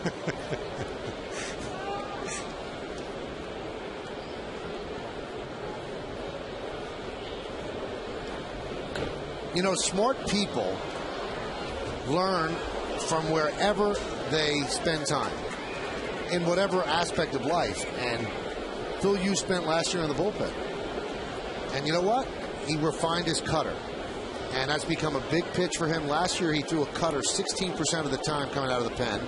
And really, he's just going with his fastball. It was so good. This year, 26.5% of the time. When you sit next to the master, why not pick it up? I don't know if anybody's going to be able to throw the cutter as well as Mariano has, but if you can get anywhere near that, yep, you're going to have yourself a major weapon to get hitters out with. 1-2.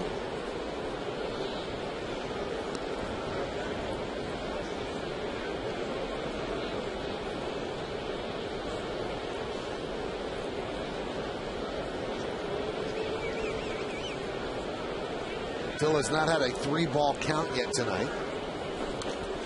Still doesn't.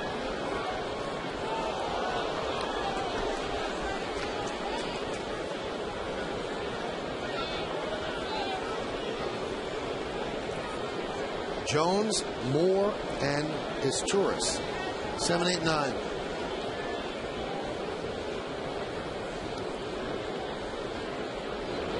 And Galarraga is through 8.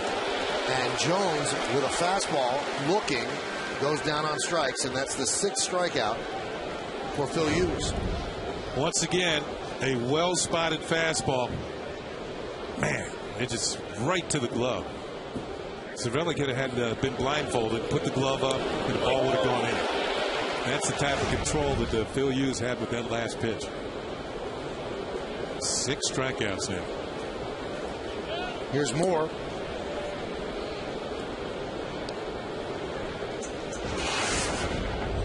8 of his 10 starts, Hughes has had at least 6 strikeouts.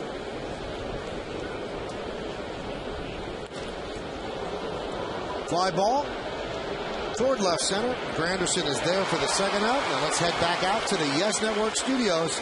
Bob Lorenz has more information.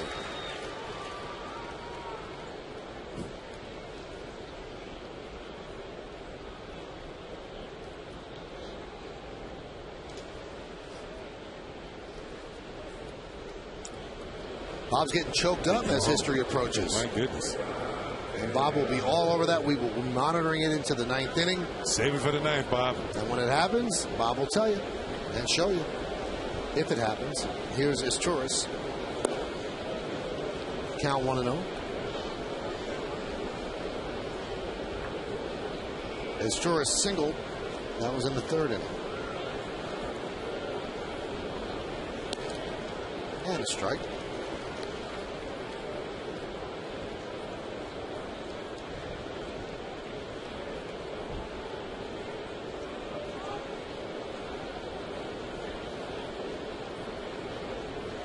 And the 1-1. Hey, stay tuned during the 6th inning for a message from our friends at the Fox Business Network.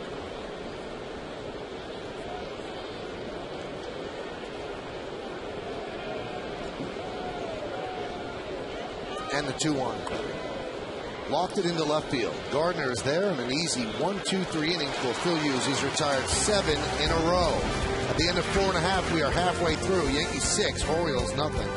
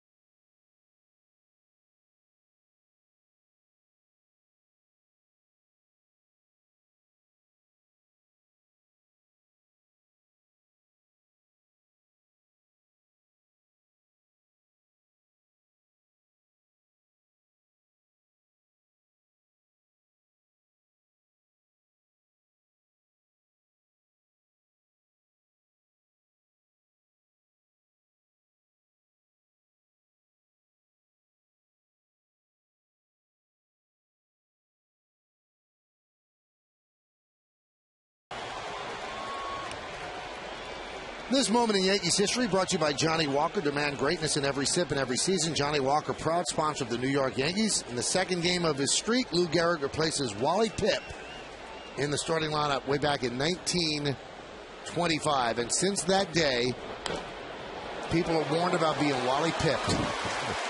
As Jorge Posada gets his first hit since coming up the DL today, with a little bloop single into left center field. He's already scored 1 run tonight. You know, speaking of perfect games, and the 2 that we've had previously, Dallas Braden of the A's against the Rays, and then Roy Halladay of the Phillies against the Marlins down in Florida.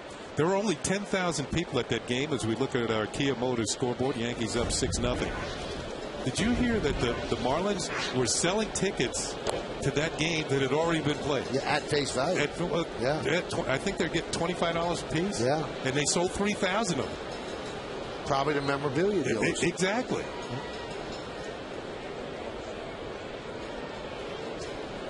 Now, my point is, why couldn't you do that to every memorable game or a historical game that's been played previously? I guess you can do it. And I guess you can't print more than the amount of tickets there are in the stadium, but in that stadium is 80,000 seats. Yeah, there were only 10,000 people there. Right. Now, there must have been other perfect games or a game where a player hit 4 home runs and it was less than capacity. We're looking back at Roy Halladay here. And this is the final act. Going to be a ground ball to third. Nice play by the third baseman Castro. Spins and converts. And there's the final out. Roy Halladay, who doesn't smile, actually had a smile. Yeah. The 1-2. Popped up. Left side. Long run. Patterson slides. Can't get there. And it's out of play. But there's a game where he's going to have to get a new pair of pants. And some new skin on his thigh. That actually burns, and it's called a strawberry because that's what it kind of looks like. Halladay's perfect game was the 20th in big league history. 5th pitcher to have a Cy Young and a perfect game. David Cohen is one of those 5. 2nd perfect game this year. 2nd perfect game in Philadelphia history. Jim Bunning did it on Father's Day in 1964 against the Mets.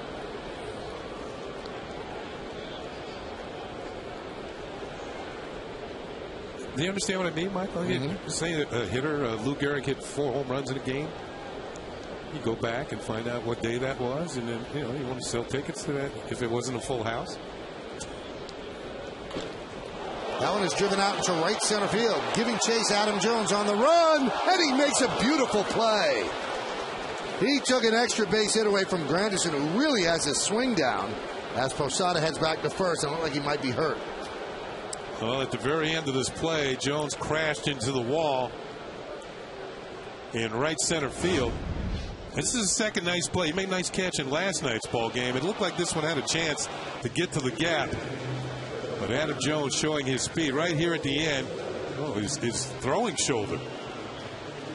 I thought it might have been his left shoulder, but he's actually going to turn around here, try and brace himself up against the Pepsi side. And there's the collision.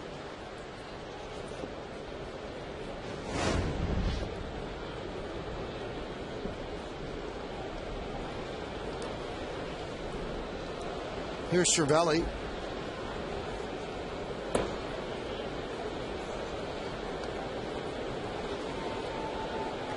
Count 1-0.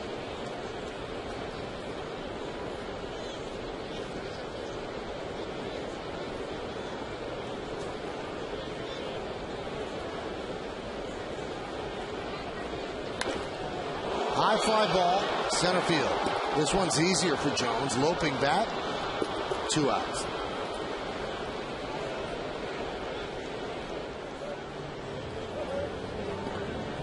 Incidentally, Kenny, Gehrig's 4 home run game was June 3rd of 1932.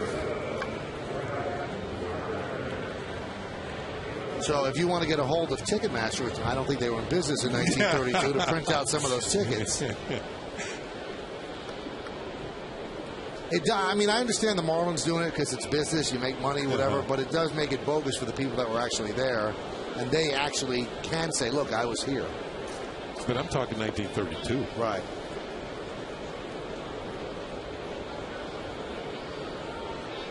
Hits the Gardner.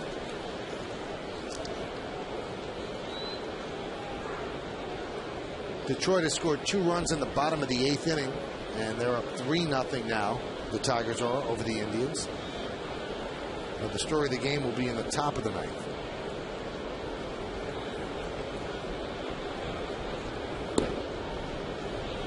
Armando Galarraga.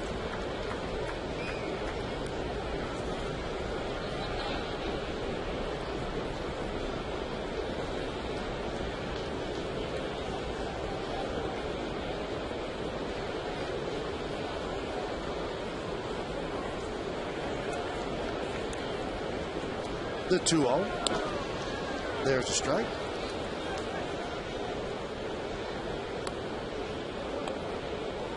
Now, Hendrickson is capable of going multiple innings because he was a starter at one time during the course of the season. The Orioles had used him as a spot starter.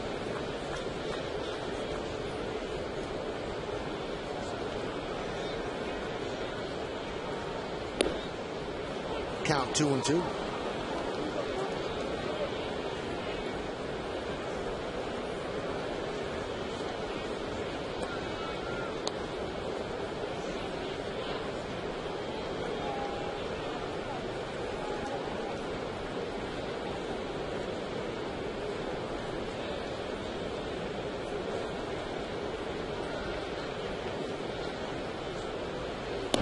Breaking ball, strike 3, and Gardner down looking. No runs, a hit, no errors, and one man left on base. We go to the 6th. Yankees 6, Orioles nothing.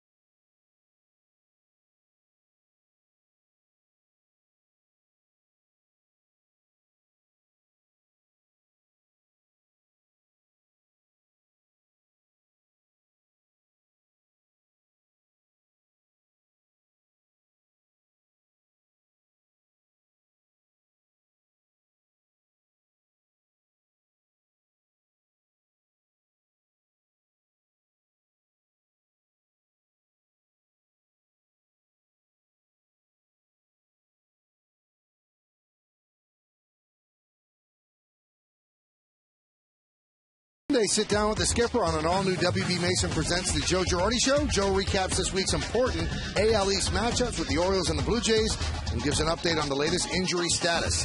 The Joe Girardi Show, all new Sunday at 5, only on Yes.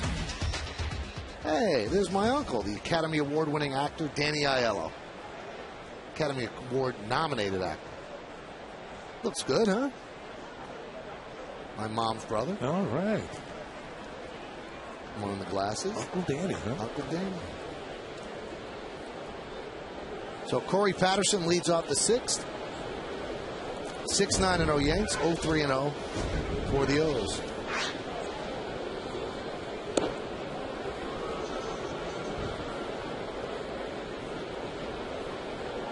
Did he ever tell you what his favorite movie was that he was in? I think he loved them all, but I mean, obviously the biggest one was Do the Right Thing. Yeah, exactly.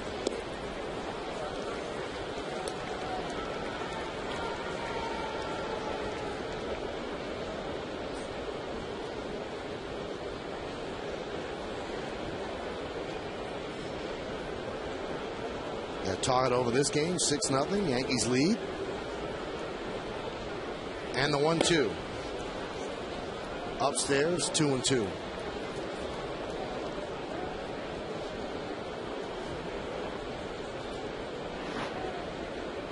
.53 strikes, 18 balls.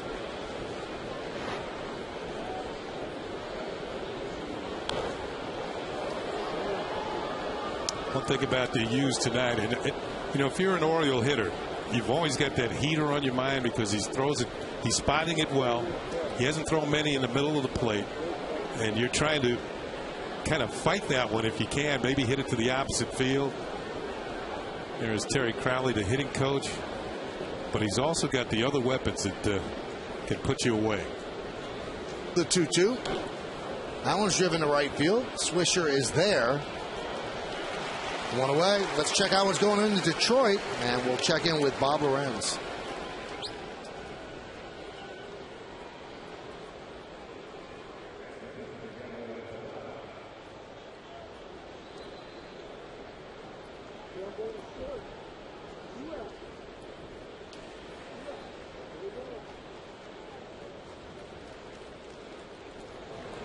Well, Bob's right there for us as Tejada steps in. Breaking ball, 1 out away from the 3rd perfect game. And it's June 2nd. Wow. Amazing stuff. You always need that one great play. At least one. Remember last year with Mark Burley, the great play by Dwayne Wise, where he took the home run away from Gabe Kapler?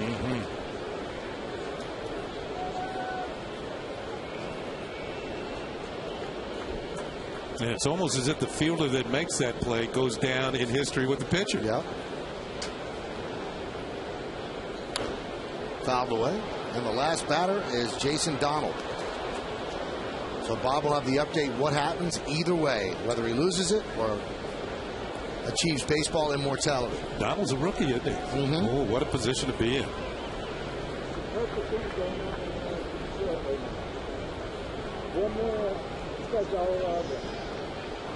Here we go, Grandpa second. Grounded off the foot. Oh, he did it too. And Tejada is limping around.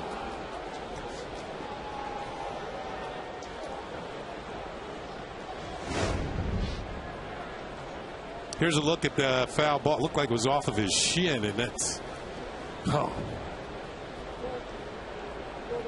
And Tejada's still walking around the home plate area trying to shake that off.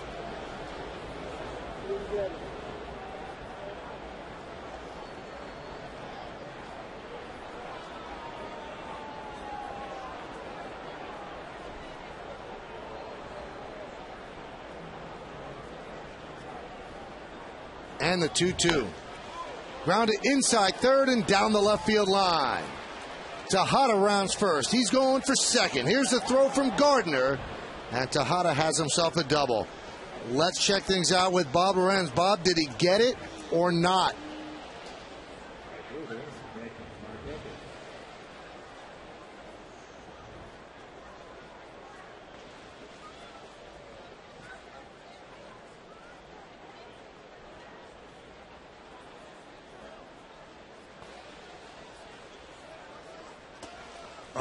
Oh my goodness. And we're watching the replay right now, and you'll see it on all the highlights. He's out. I mean, the umpiring has never been worse than it's been this year. He is out. The umpire blew a perfect game for this kid by missing the call at first base. It's inexcusable. Wow.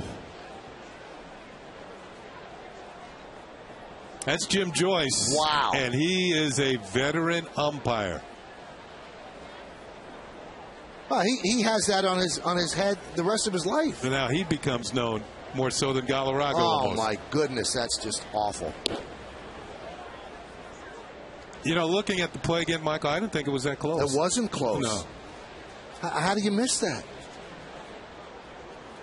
The kid pitches the game of his life, and you blow the call on the perfect game. Amazing.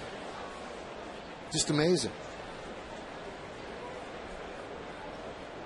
Bob will probably have it for you later in the game and definitely on the post game as well. Just shocking and really disappointing. Yeah. Oh, we have it right now. Let's see it one more time.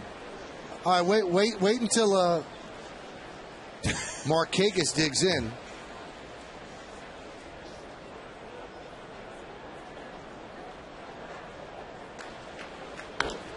That one's fouled away. Here's the play that will be played over and over. Fox Sports Detroit. He makes the catch. Snow cone, and the foot is on the bag. So he's done everything right to this point. And you can see the foot of the runner was nowhere near the bag. Oh, my goodness. That's just terrible.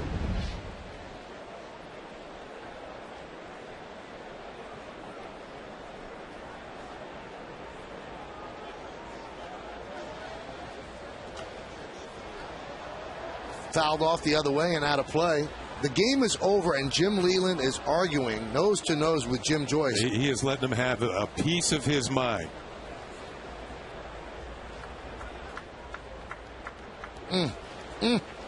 That is going to be the big story all over the country tomorrow, in the newspapers, on the internet, sports shows, Sports Center. Amazing.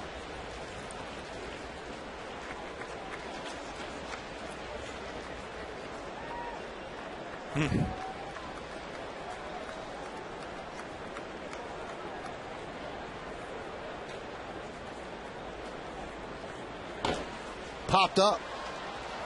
Alex Rodriguez makes the play. 2 away. See Alex take that last little glance to make sure that he wasn't nearing the wall. When you play in your home ballpark, you almost know how many steps you have before you get to the seats. And Alex took that last little glance. He had about another step and a half, and he makes the play on the foul out by Markakis.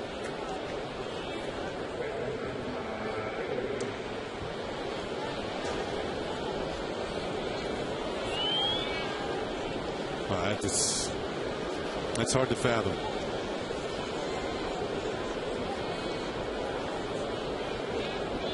How many perfect games in history? 20? That should have been 21. 20. And this guy had a chance to join that august group, and he gets rooked out of it by a bad call. The last out, too. I could see if it was in the 7th inning. The last out, that was it. That was perfection. Immortality for this kid, and it's taken away by an inept call. You would even think that a bang-bang call would go in his favor. It wasn't a bang-bang play. I mean, it was kind of an awkward play, but there's still enough daylight there that you can see that the runner was clearly out.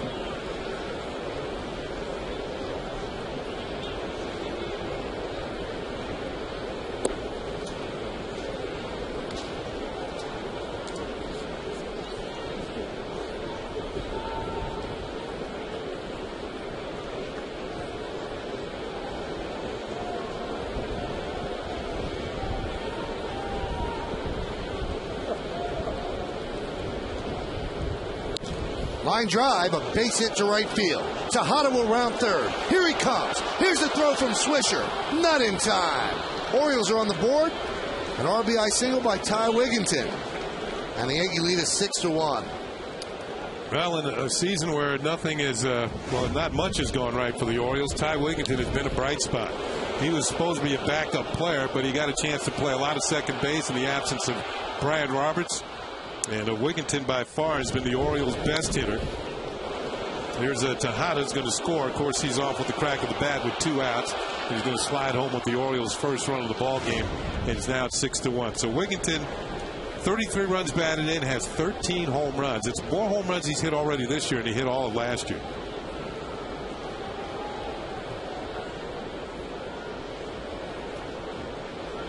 Luke Scott. There's a strike.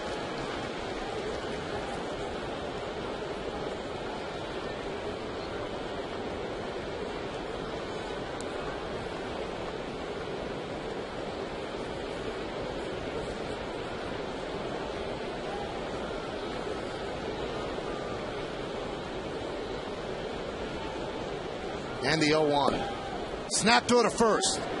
Wigginton is back.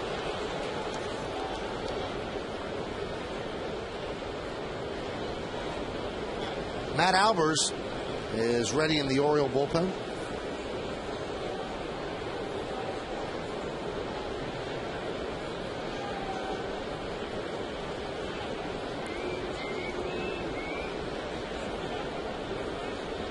The 1-1.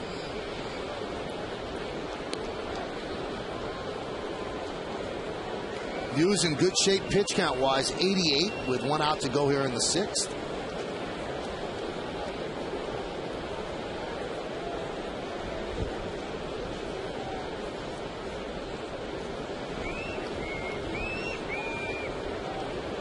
The 2-1. 3-1. All of a sudden, Hughes has hit a little bump in the road here. And this is the first 3-ball count of the game. Yeah, that's he tried to add a little extra to that fastball and maybe a little too much and got the ball up out of the zone.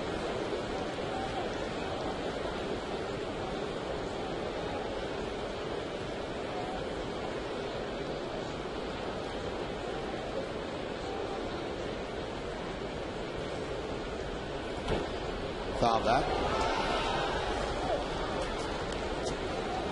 That's what I mean, maintaining the ability to throw the fastball. Even when he's high on the count, he's got a hot hitter up there in Luke Scott. Scott's definitely looking for a fastball and still can't get around on it quickly enough.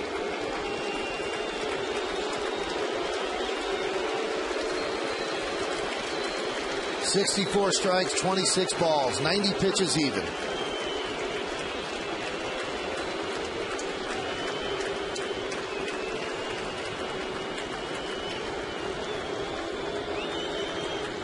the 3-2. Breaking ball, and he walks Scott.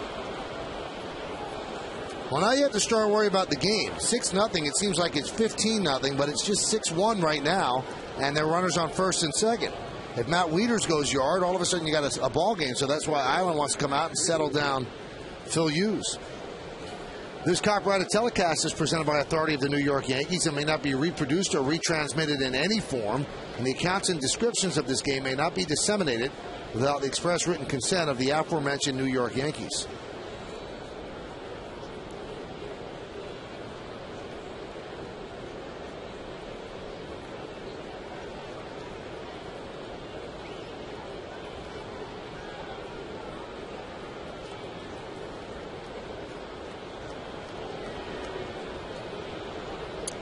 Mentioned earlier, Wieters has been fighting a slump. He's now 0 for his last 12.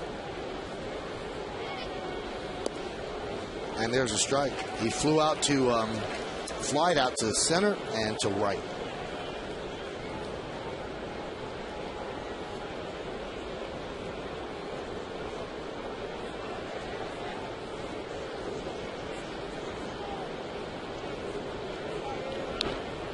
And the count 0-2. Yeah, one thing I've noticed about Wieters, though, even though he hasn't been around all that long, he's got a pretty good idea of the strike zone. He doesn't swing at too many pitches out of the zone. Now is the case where Phil Hughes can expand the zone with the count being 0-2 and tempt Wieters to chase something. But Wieters he's got pretty good knowledge for such a young hitter. And the 0-2. Swing and a miss. 94-mile-an-hour fastball upstairs. So the Orioles get a run on 2 hits. They leave 2 at the end of 5.5. Yankees 6 and the Orioles 1. Time now for a message.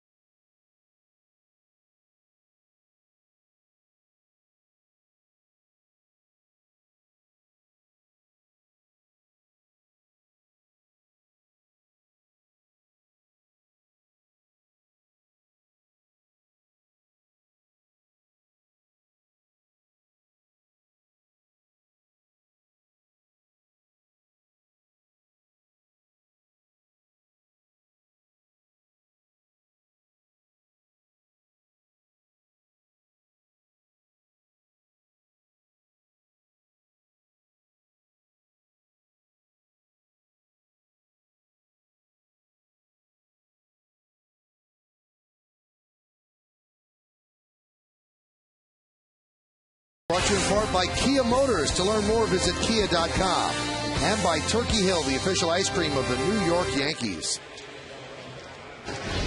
Hey fans, commemorate the New York Yankees 2009 World Championship with a special giveaway on Sunday, June 13th, when the Yankees play the Astros. The first 18,000 fans, 14 and younger, will receive a Yankees 2009 World Series champion fan ring, courtesy of William Barthman Jewelers. For tickets, well, log on to Yankees.com, visit the Yankee Stadium ticket window, Yankees clubhouse shops, or you can call Ticketmaster at 877-469-9849. New pitcher is Matt Albers. Clark Hendrickson certainly restored order, Kenny, so no complaints with him.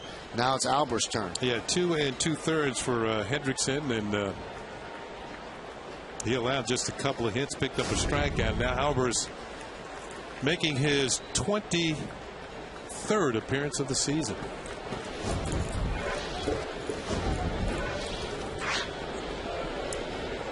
Derek Jeter shows bunt and takes a strike.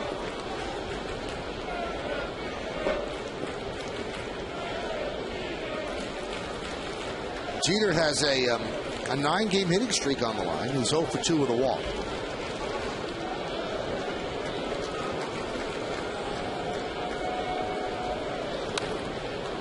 And he's still 0 for as he grounds out to Moore.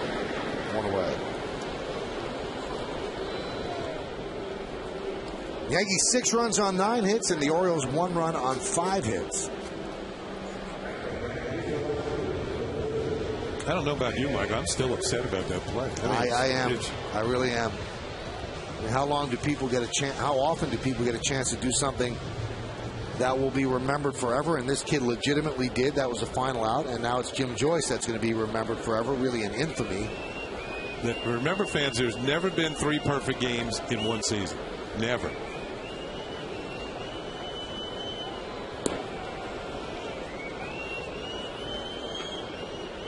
On the count 0-1 to Swisher. Swisher had a big hit in the second inning, turned a 2-0 lead into a 4-0 lead, a 2-run double that bounced into the Yankee bullpen. He really has been red hot as well, kind of gone unnoticed and now settled into that number 2 hole. And I think he might stay there against righties, Kenny, and I think against lefties they probably put Granderson there. I think it's the other way around. It's the other way around. Yeah. Although he was against a righty today. Yeah, and Joe Girardi stuck him in a second spot. And it's a good spot for him. Oh, it's a good spot for anybody when you think about it. Behind Jeter and in front of Teixeira and Rodriguez.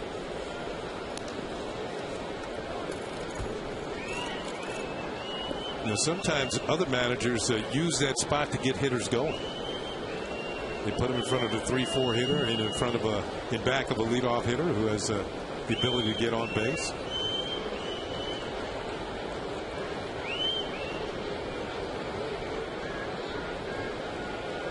The 1-2. Plus, you know, Swisher's he's always had a decent eye and usually a pretty good on-base percentage. Even though last year his batting average was down, of course he had the power numbers, but he ran deep counts, drew a lot of walks. What do we say? 20% of his at-bats go to 3-2 count? I think last year it was the case. Yeah.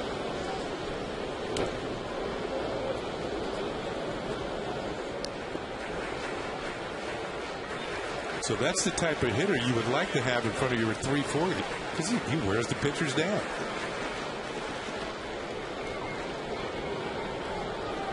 And that benefits Teixeira and that guy, A-Rod. Well, they get to see a lot of pitches in the on-deck circle or in the dugout, waiting their turn.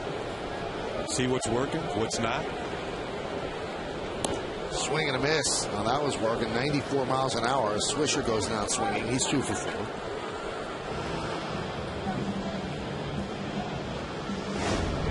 Let's check out the movement on this last pitch. And a fastball. Look at it dart away for the outside corner. And the reaction of Nick Swisher as he swung and missed.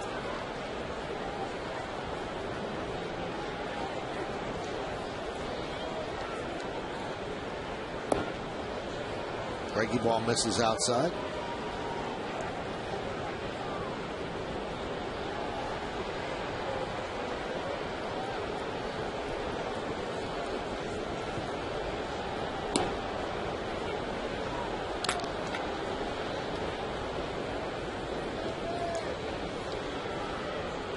That battery has certainly worked tonight.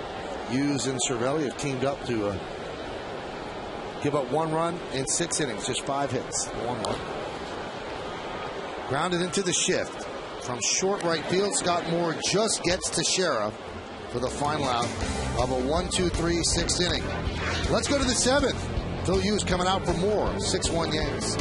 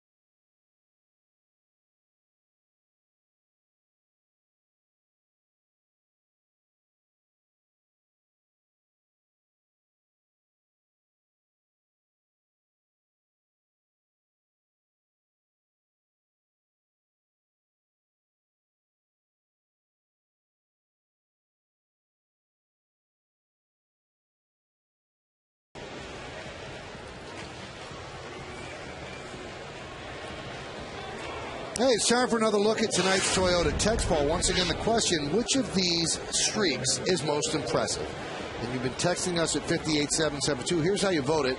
Wow, 50% think it's DiMaggio's 56-game hit streak. 43% think it's Ripken. And just 7% Hershiser's 59 scoreless innings. I guess the way it's worded, impressive, not unbreakable.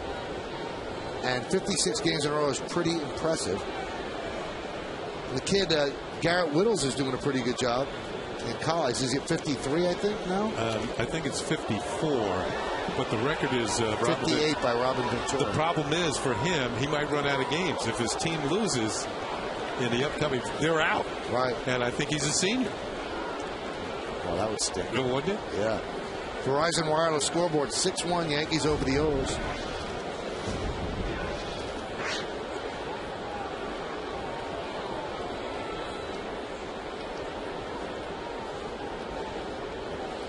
Look out. How did that miss him? Count 1-1. 2 strikeouts for Jones tonight. He's 2 for 15.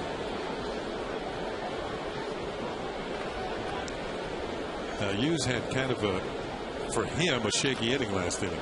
So the bullpen's busy. There's a ground ball to Jeter, and there's one away.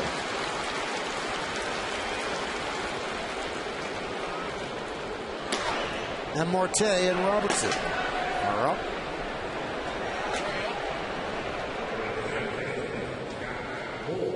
Now, Scott Moore, the hitter, was recently recalled from the minor leagues, and he's looking for his first hit as a member of the Orioles. He's 0 for 11.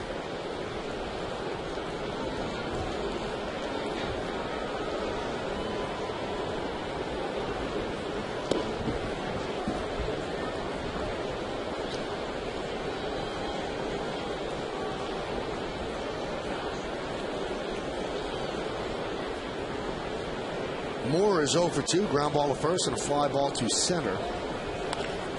And there's a base hit. And it hits the umpire. Tim Welke could not get out of the way. And the ball remains in play. Moore thought about going to second, but it stops at first. They're checking to see if Tim Welke's okay. He says yes. But for any umpire, that's kind of embarrassing to be hit by a ball, especially, he's out here on the outfield grass. It's not like he's right stationed near second base. And it hits him, look like the upper left thigh, and the ball gets away. Solid line drive. Moore's first hit as a member of the Orioles.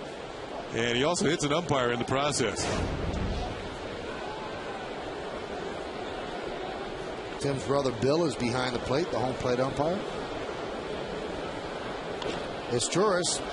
Fly ball left field. Gardner for the second hit. And that was his 100th pitch.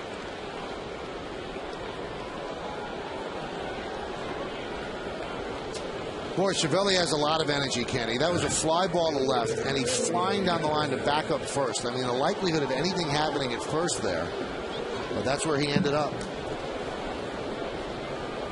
Fresh legs at the age of 23. He gets a lot of that drive from his catching instructor, who during his time was one of the best. Let's see, the most pitches Hughes has thrown in any game was his start against the Mets. He threw 117. And he'll stop right now at 101, I believe. That one's popped up to Cano, and that's going to do it. As Hughes works a scoreless 7. Good outing by Phil Hughes. No runs a hit, no errors, 1 man left. At the end of 6.5, it's time for the 7th inning stretch here at the stadium, but we're not going anywhere. We'll stay right here to honor America in the Bronx. Ladies and gentlemen, we rise and offer a moment of silent prayer as we remember the servicemen and women serving our country at home and around the globe. Thank you. Now takes the rendition of God Bless America.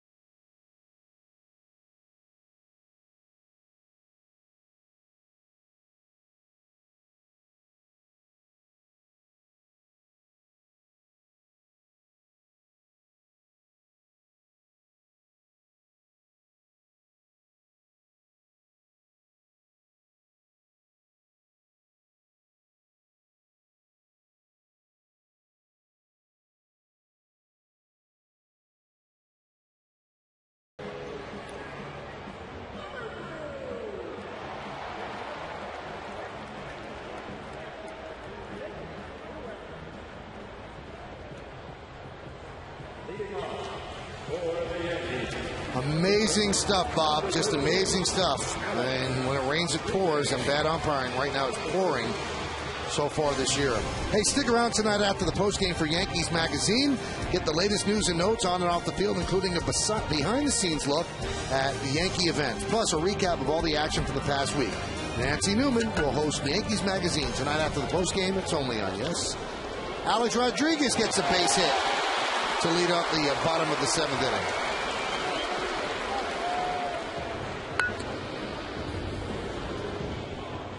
Here's Robinson Cano, and let's look deeper into Cano with the Home Depot scouting report. Yeah, the Home Depot hitters scouting report. He has struck out just one time in his last, well, now with 3 more, 46 plate appearances, 8 straight multi-hit games. We've mentioned that. 77 hits. He's got the most hits in the major leagues. He's doing it all. 2 more hits today. 2 for 3, 2 runs scored. For Alex, a 2-hit game for him as well with that single. Yankees' 10th hit of the night, and Albers deals. On the Verizon Wireless scoreboard, 6-10-0 Yanks, 1-6-0 for the Orioles.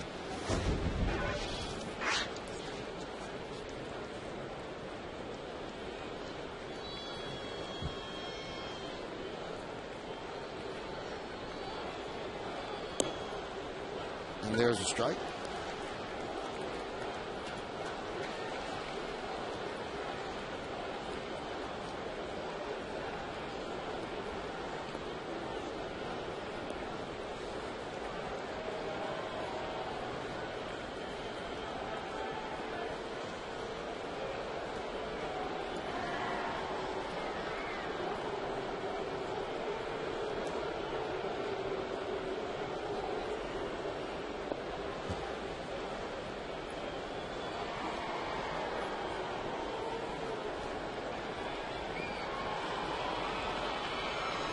The 1-1.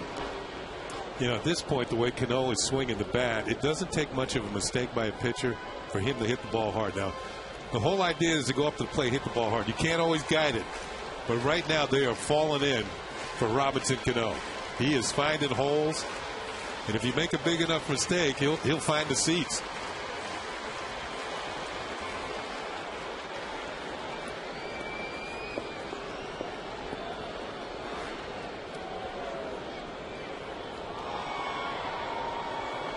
The 1-2 outside, 2-2.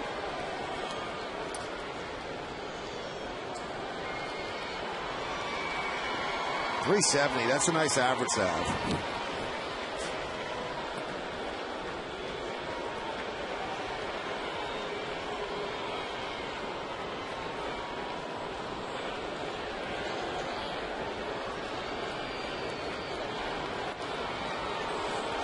There's always a question about Cano taking that next step, or would he have a high on-base percentage? Well, he has 13 walks. His on-base percentage is .410. So when you get that many hits, it's almost impossible not to have a high on-base percentage. But, Kenny, we've seen his maturation as a hitter.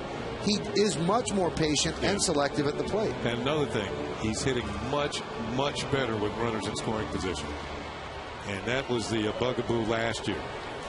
Kevin Long, I wouldn't say he wouldn't put him as his #1 pupil because he works with all the guys, but this guy's really paying off. You know, and for hitting coaches and pitching coaches on any team, there's always somebody who has to be worked with a little bit more because not everybody's hot at the same time. Not all the pitchers are throwing great at the same time. So you always have to try and get somebody back on track. But right now, he's not worried much about Robinson Cano. That one's drilled deep to right field. There it goes. See ya. Red hot Robbie Cano. 2-run home run. It is 8-1 Yankees. Can you be hotter than Robbie Cano?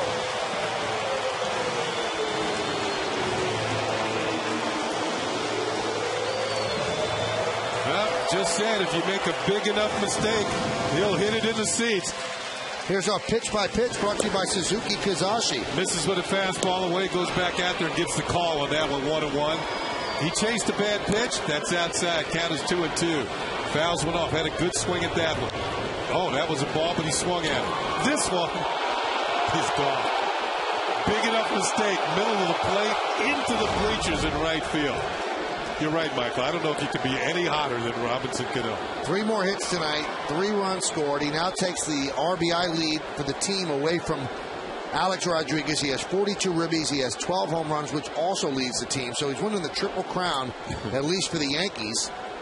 He's their best hitter right now. And that was his 18th career home run against Baltimore. He's hit more home runs against them than any other team. Wow. Rolled over on that pitch, and the out is 3-1, first out of the inning. Let's take a look now at the Coors Cold Blast. It's going to be right down the middle. You can't do that to Robinson Cano right now. Quick swing. Got the bat through the zone. He knew it was gone as soon as he touched it off.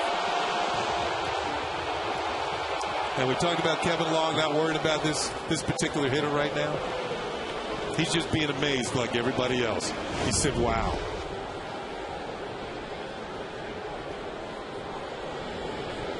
That's to Granderson.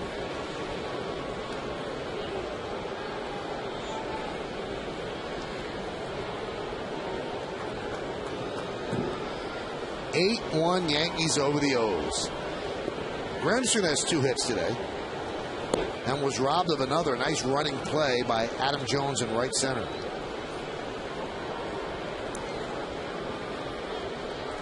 Yankees at the stadium. As a team, they hit well over 300. And we've also been talking the last couple of weeks with the injuries and how the Yankee offense has struggled. Well, coming into this game, the Yankees had scored a league-leading 292 runs. So now they have 300 runs scored. That leads the American League. And they haven't even hit their stride. They've done it without all their players in.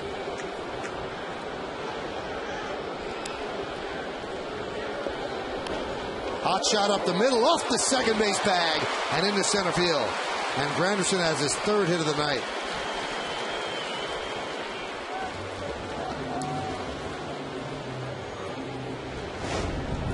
Well, you mentioned his 3rd hit, Michael, and this is his first 3-hit game of the season. Right back where it came from. Just missed Albers, hits the second base bag, puts a little dent in it, and it heads out to center field. So 2 singles and a double for Curtis Granderson. How about this added stat on Cano, Kenny? He has a 16-game hitting streak. During the streak, he's 32 for 68. That's 471 over 16 games. Cervelli takes outside. So we are... Well, the Yankees have played how many games? 52 games? So about almost a third of the season. This is their 53rd. All right. So you say they scored 300 runs. Mm-hmm. That means 900 plus for the regular season if they continue on this pace. And I think the pace will get better because they have been undermanned. So you're saying that there's a possibility of challenging 1,000 runs. Yep. Yeah.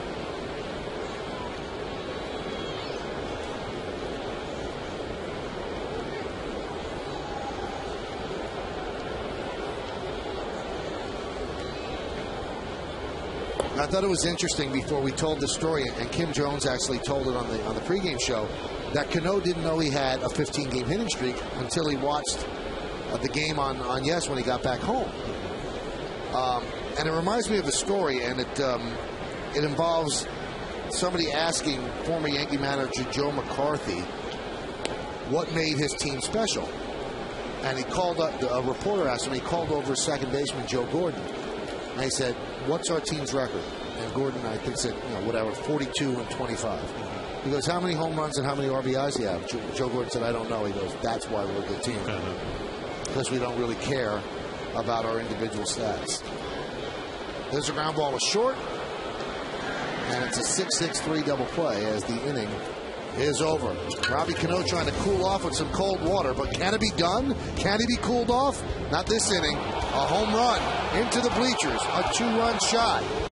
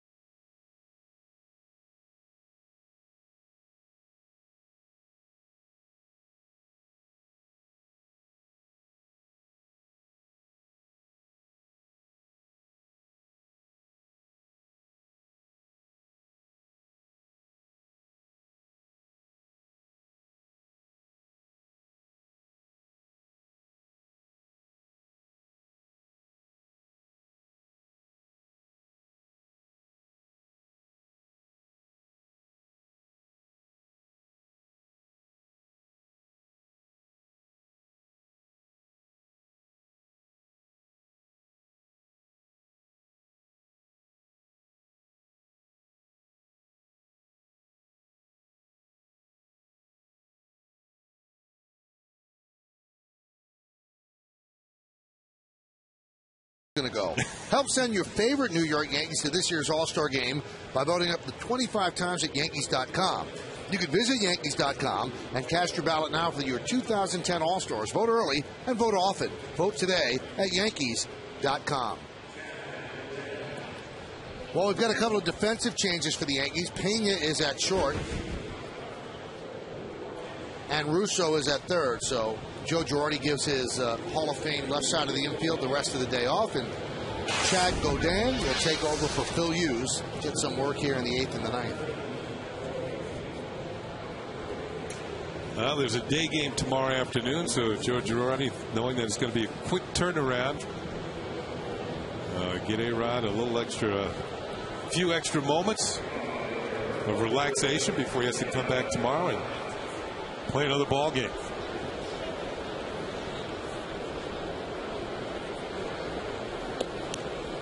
And you know what, Michael? You see Russo at third base, and I think this is the reason why the Yankees like this kid. He can play third, he can play second. We've seen he can play. I didn't even know he could play the outfield until he was out there the other night in Minnesota.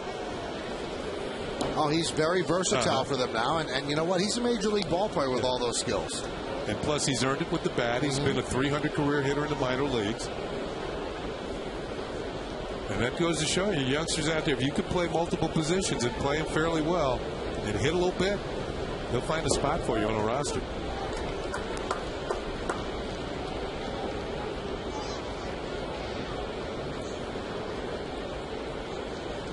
Good night for Phil Hughes when you look at his numbers overall. Tejada got to him twice with 2 doubles, but really allowed just 1 run. A 1-2. Grounded past Teixeira and down the right field line. So Tejada, who does that a lot, and Nick Swisher throwing behind him, he just got back.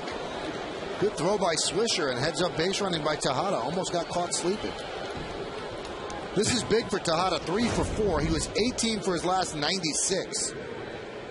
And he'd been struggling, and watch Swisher. Tejada gave him a salute after this. Watch him get back in as Teixeira ducks in behind him. At the tail end of this play, Tejada looked out to right field at Swisher. That one is laced into left field. It is a base hit. Gardner cannot cut it off. It's going to go to the gap. Tejada will round third. Here he comes. Here's the throw. He's out. Oh, my. How do you get thrown out at home Down 8-1. That is dreadful for the Orioles.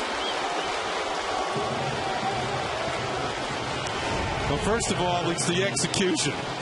Gardner makes an excellent throw to Pena right over his left shoulder, so he can just wheel and throw to the plate, and it's not even close. I don't even think Tejada touched home plate.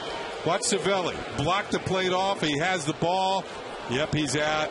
And if he did touch it, it was barely, but he was out by the time he did. Great execution defensively, and you're right. No reason to send him, as we look at this on Yes Mo, when you're down by 7 runs.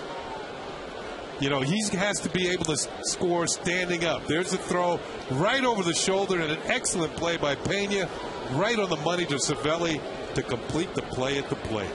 7-6-2, and Juan Samuel, the third base coach, really, what are you thinking? You got your cleanup hitter coming up, you're down 8-1, and unless you know he can score standing up, you can't send him. Wow. Perfect defensive execution, though, by the Yankees. There was not a wasted moment between Gardner, Pena, and Cervelli. Well done. You know, in a closer game, that could have been a big play.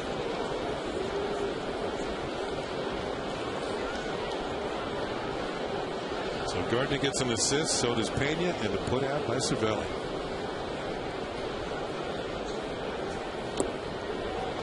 Two and one.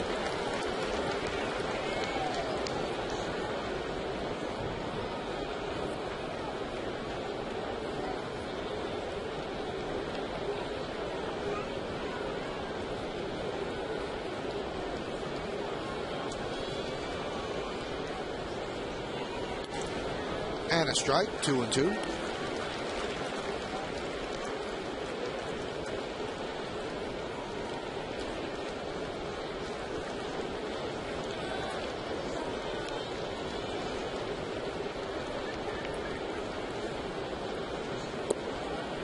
Missed outside with the breaking ball.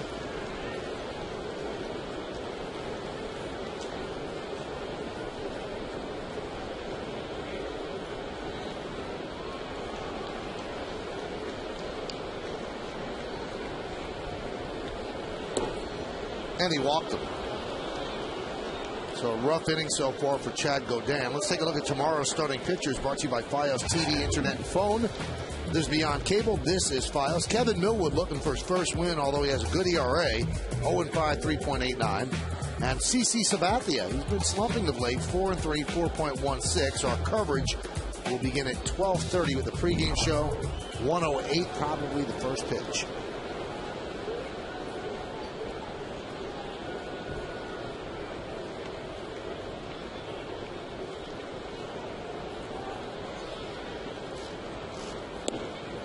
Pitch outside to Luke Scott.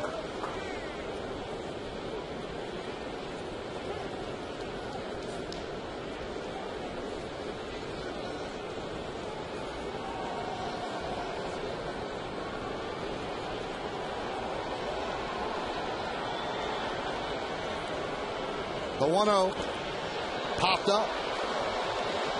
Pena out. Gardner in. Gardner makes the catch.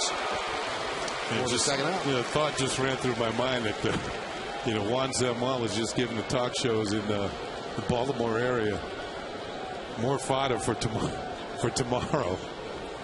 I mean, I know, Michael, you don't live in that area, but I do. But the heat is all over these guys. The players, the coaches, the manager, the owner. Just utter disappointment among the fandom down of the Orioles. I mean, the Orioles used to be a very proud franchise with a great legacy, and what is it, 16 years in a row? 13 years in a row under 500. And there's a strike, count 0-1. I mean, they had a perfect setup, too. They had a great ballpark that was filled all the time, and they were the team that battled the Yankees more than the Red Sox in 96 and 97, but it's all falling apart, and in a hurry. The 0-1. Count 1-1. The thing is that right out of the game. Now, usually they're being known for second-half slumps. Right. After they play pretty well up to the All-Star break, but then the bullpen kind of gets worn out and they go down the tubes. Well, this year they came out of the gate, but only 2 wins in the first 18 games. And, gee, you wonder if things get any worse, and it seems that they have been.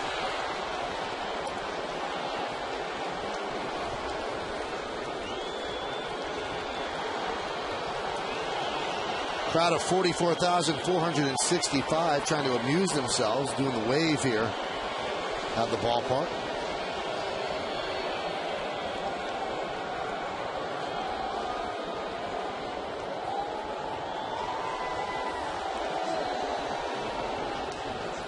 Foul back.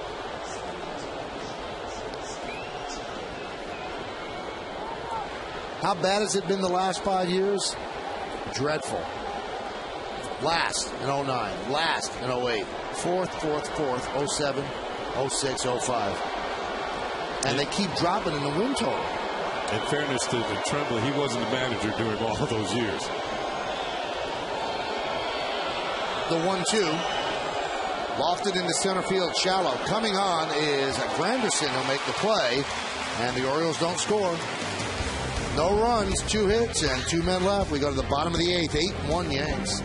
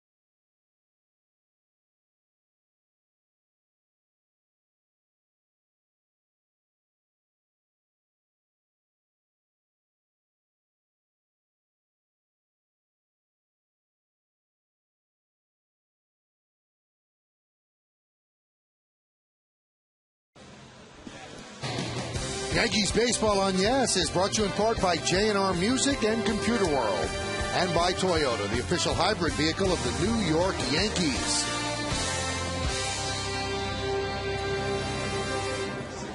Hey, this Friday, NYY Steak will be hosting a jazz night. Come enjoy a fun-filled night, including free hors d'oeuvres, drink specials, and great live music. For more information, all you have to do is log on to NYYsteak.com, or you can call 646-977-8325. Well, the Orioles have made several changes defensively. As Dave Tremblay thinking, well, we got a day game tomorrow. Let's get some of the guys out of there. First of all, it's a new pitcher on the mound. It's Frank Mata, who recently made his Major League debut with the Orioles. And he's only been in a couple of games so far, an inning and 2/3, a hit and 1 walk. They've also made changes in the infield and in the outfield. New third baseman is Scott Moore. He moved from second to third. And Julio Lugo takes over at second. Left fielder is Lou Montañez, and Patterson, who was in left, is now in center. As Adam Jones is out of the ballgame. And Mata deals low. Mata was pitching at AAA Norfolk. He was the closer, and he was well, brought up to the major leagues to help a battered and injury-filled bullpen.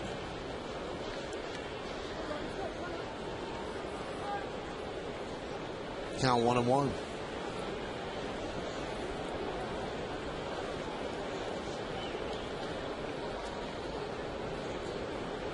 Eight-1 Yankees lead. There's a strike.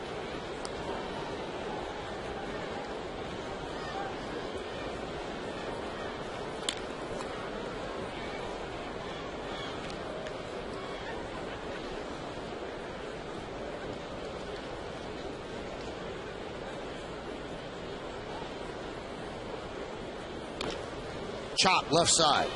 Moore gets a try. Bobbled, and he lost the play. Once he bobbled with Gardner going, you knew it was over. We'll see if they give him a hit. They do give him a hit.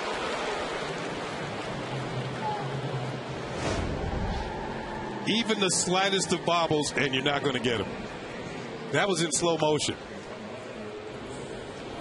Here's normal speed. Maybe not. Gardner's faster than normal speed. But Moore bobbled the ball, and Gardner got himself a base hit. That's definitely not normal speed. Now here's Pena. Now Pena took over for Jeter in the field, which means that Jeter's 9-game hitting streak has been snapped. He was 0 for 3 tonight.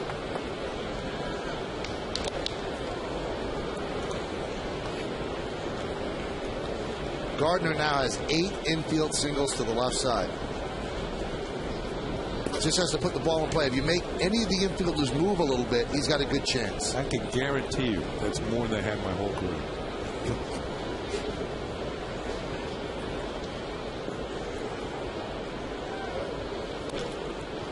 Driven down the left field line, and slices foul.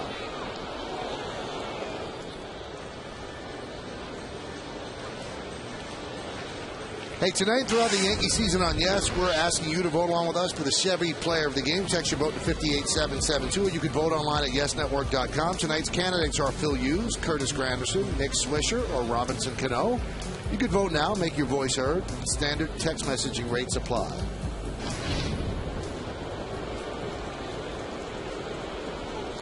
Line drive, base hit. Gardner will go to third. Markakis comes up throwing to second. And Pena gets himself a hit. First and third, nobody out for the Yanks.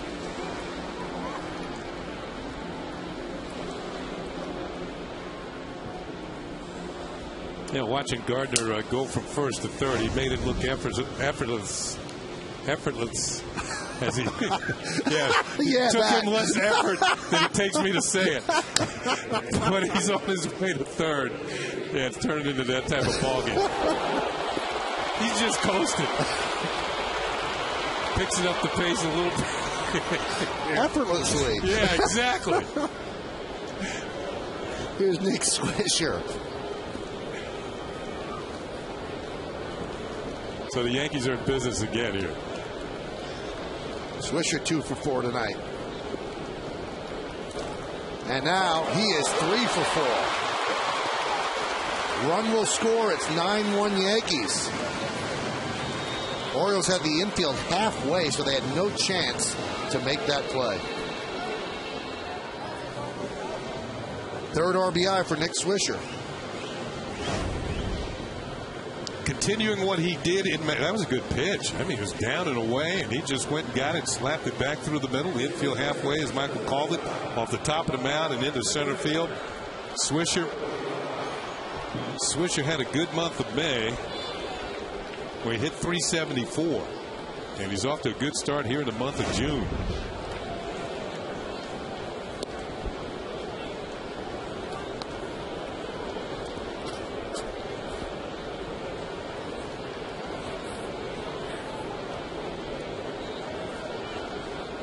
One run in, runners on first and second, nobody out, and here is Teixeira. Check swing. He does not go, said Jim Reynolds.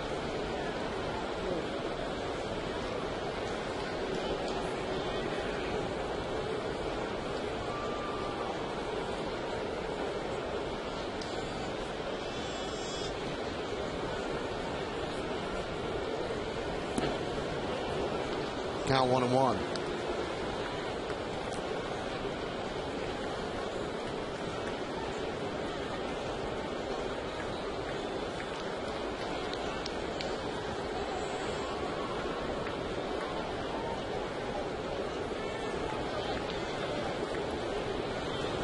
And the 1-2. You can see Mata throws hard, 96 miles an hour. Doesn't seem to be bothering the Yankees this inning. They have 3 hits and a run.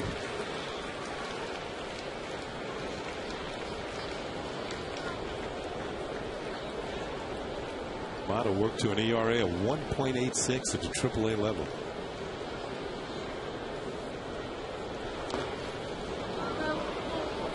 Grounded foul. Yeah, I think one of the differences that you get in AAA and the big leagues, big league hitters can foul off the tough pitches, and then when you make a mistake, they jump on them. Or they'll take the close ones for a ball. Where in the minor leagues, some of the hitters are certainly not as disciplined as big league hitters. And the 1-2. Hit sharply right at Wigginton. And he will beat Swisher back to the bag for a double play. So it's 3 unassisted. That's the second time tonight that Teixeira has lined out to Wigginton at first base. So he hits this one on the nose as well, but this one's going to turn into a double play. Swisher too far off the bag. There it is. Ball hooking towards the line, but Wigginton is right there. And Mark takes an 0 for 5 tonight. But he's hit the ball well 3 times. Imagine that, though. Mark Teixeira, an MVP candidate last year. Yankees have 15 hits, and he doesn't have one. I've been in that boat before. It's a lonely boat. That one off the glove of Wieters, and that allows Pena to move to third.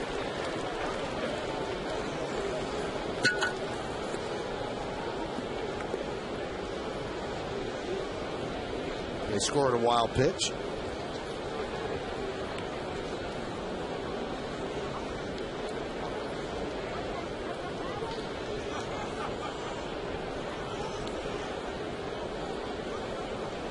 The 1-0. And this is Frank Russo, who had come in to play third base for A-Rod. I said Frank. It's Frank Mata and Kevin Russo. These two might have hooked up at AAA level this year.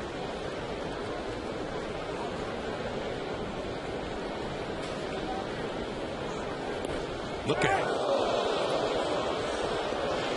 Sometimes when they bring in a pitcher that the major leaguers haven't seen, they go to a player who's just come up from the minors to get his scouting report on. Right.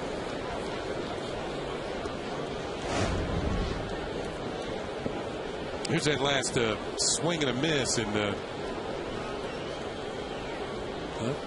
not bad day, almost.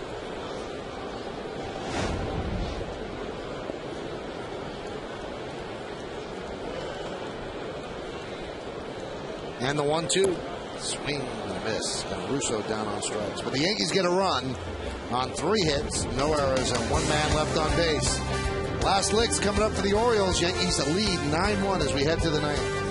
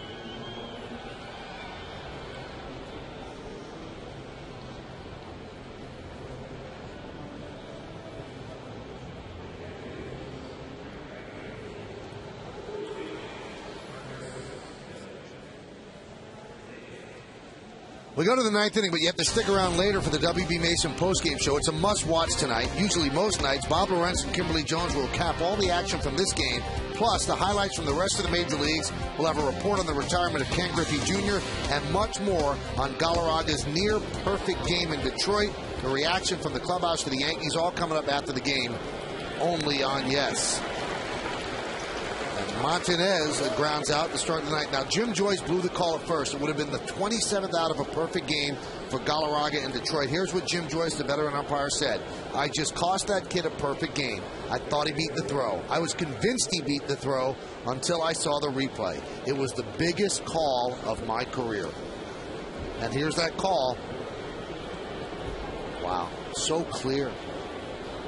And you wonder, would Major League Baseball, he thought he was from ecstasy to agony in a nanosecond. Is there any way, Kenny, that Major League Baseball could do something unprecedented? Because it wouldn't change the game. The Indians lost anyway, and that was the final out. Could they say he got it? No, I don't see that happening, Michael. As much as I would like to see it happen, I don't see that happening. Just imagine all the fans on their feet in Detroit. I mean, this was a home game for the Tigers. Wow.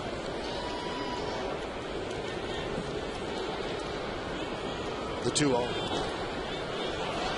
Moore pops it up down the left field line, and Gardner runs out of room. I mean, there's no precedent for that. No, none whatsoever. So but the commissioner does have that broad power of best interest of baseball.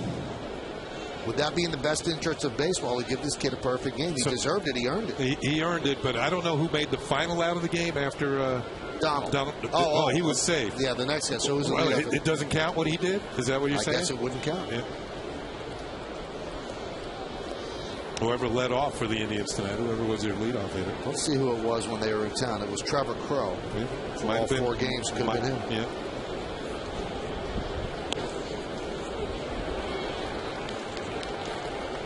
I just don't see that happen. Would you like to see it happen? Oh, yeah, for sure. I would have liked to have seen it happen naturally. Right. And now this is going to open up a Pandora's box, Kenny. People are going to talk about replays at first. Yeah, you know it. Yeah, exactly. And it was Crow who made the final out. The 3-2. Grounded to first. Teixeira will beat Moore to the bag, and the Yankees are 1 out away from a victory. And the Orioles are 1 out away from losing their 12th consecutive road series. Let's look at this game, what it's about. Cano continues to be hot, and you know what? Phil Hughes is a legitimate top of the rotation starter. He's going to be 7-1 with a glittering ERA in the 2s. Can you say All-Star game? And that's in his hometown. Yeah. He would love it. That one is a rip down the right field line off the bat of Historis. It's going to be a base hit. Marcus Timms, who came in, fields the ball and fires it in. And it's a 2-out double for Historis to keep the game alive. I'm sure Kim will talk to Phil Hughes after the game, and you'll hear it on the WB Mason postgame show. And obviously she'll talk to Robinson Cano as well, whether on the field or in the clubhouse. But, I mean, what do you keep asking the guy? Why are you so hot? Why are you so great? I hope she has an extended microphone because he's too hot to be near. A couple of years ago, Kenny, doing a talk show, so many people, they got to trade. This guy had that one bad year, and he has proven everybody but the Yankees right. Or he's proven the Yankees right and everybody else wrong. A couple of years ago, he was 25 years old. Yep. He had that one bad year, and people were ready to give up on him. And the Yankees were glad that they didn't. And he also makes things look so easy, Kenny. I think that some people think that he doesn't play hard. That he's not trying. Right. Yeah. And he's just very naturally gifted, and he always has a smile on his face. He's smooth. Suave. The 1-0. Hammered foul down the right field line.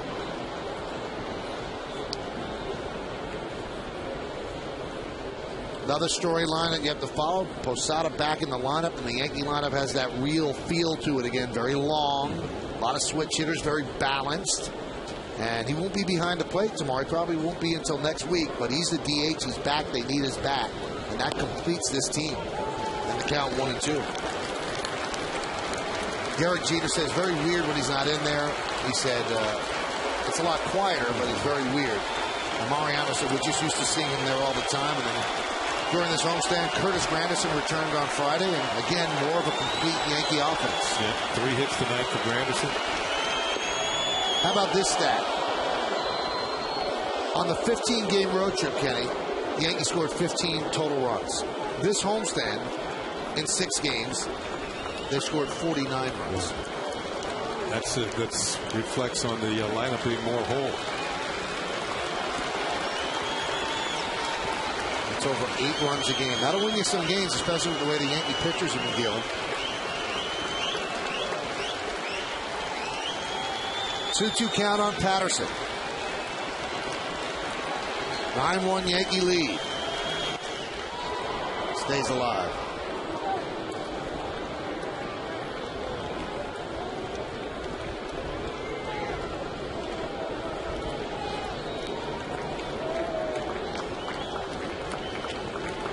Mariano, class is in session now. I like that, though. Joppa right next to him. Sergeant at arms. What's left of the crowd, many of them standing. The 2-2. This should do it. A ground ball of Pena. He fires to first, and the Yankees win 9-1. A lot of big games for the Yankees. Phil Hughes goes to 7-1. The 16-game hitting streak of Cano, the return of Posada. A lot to dance about. And you have to stick around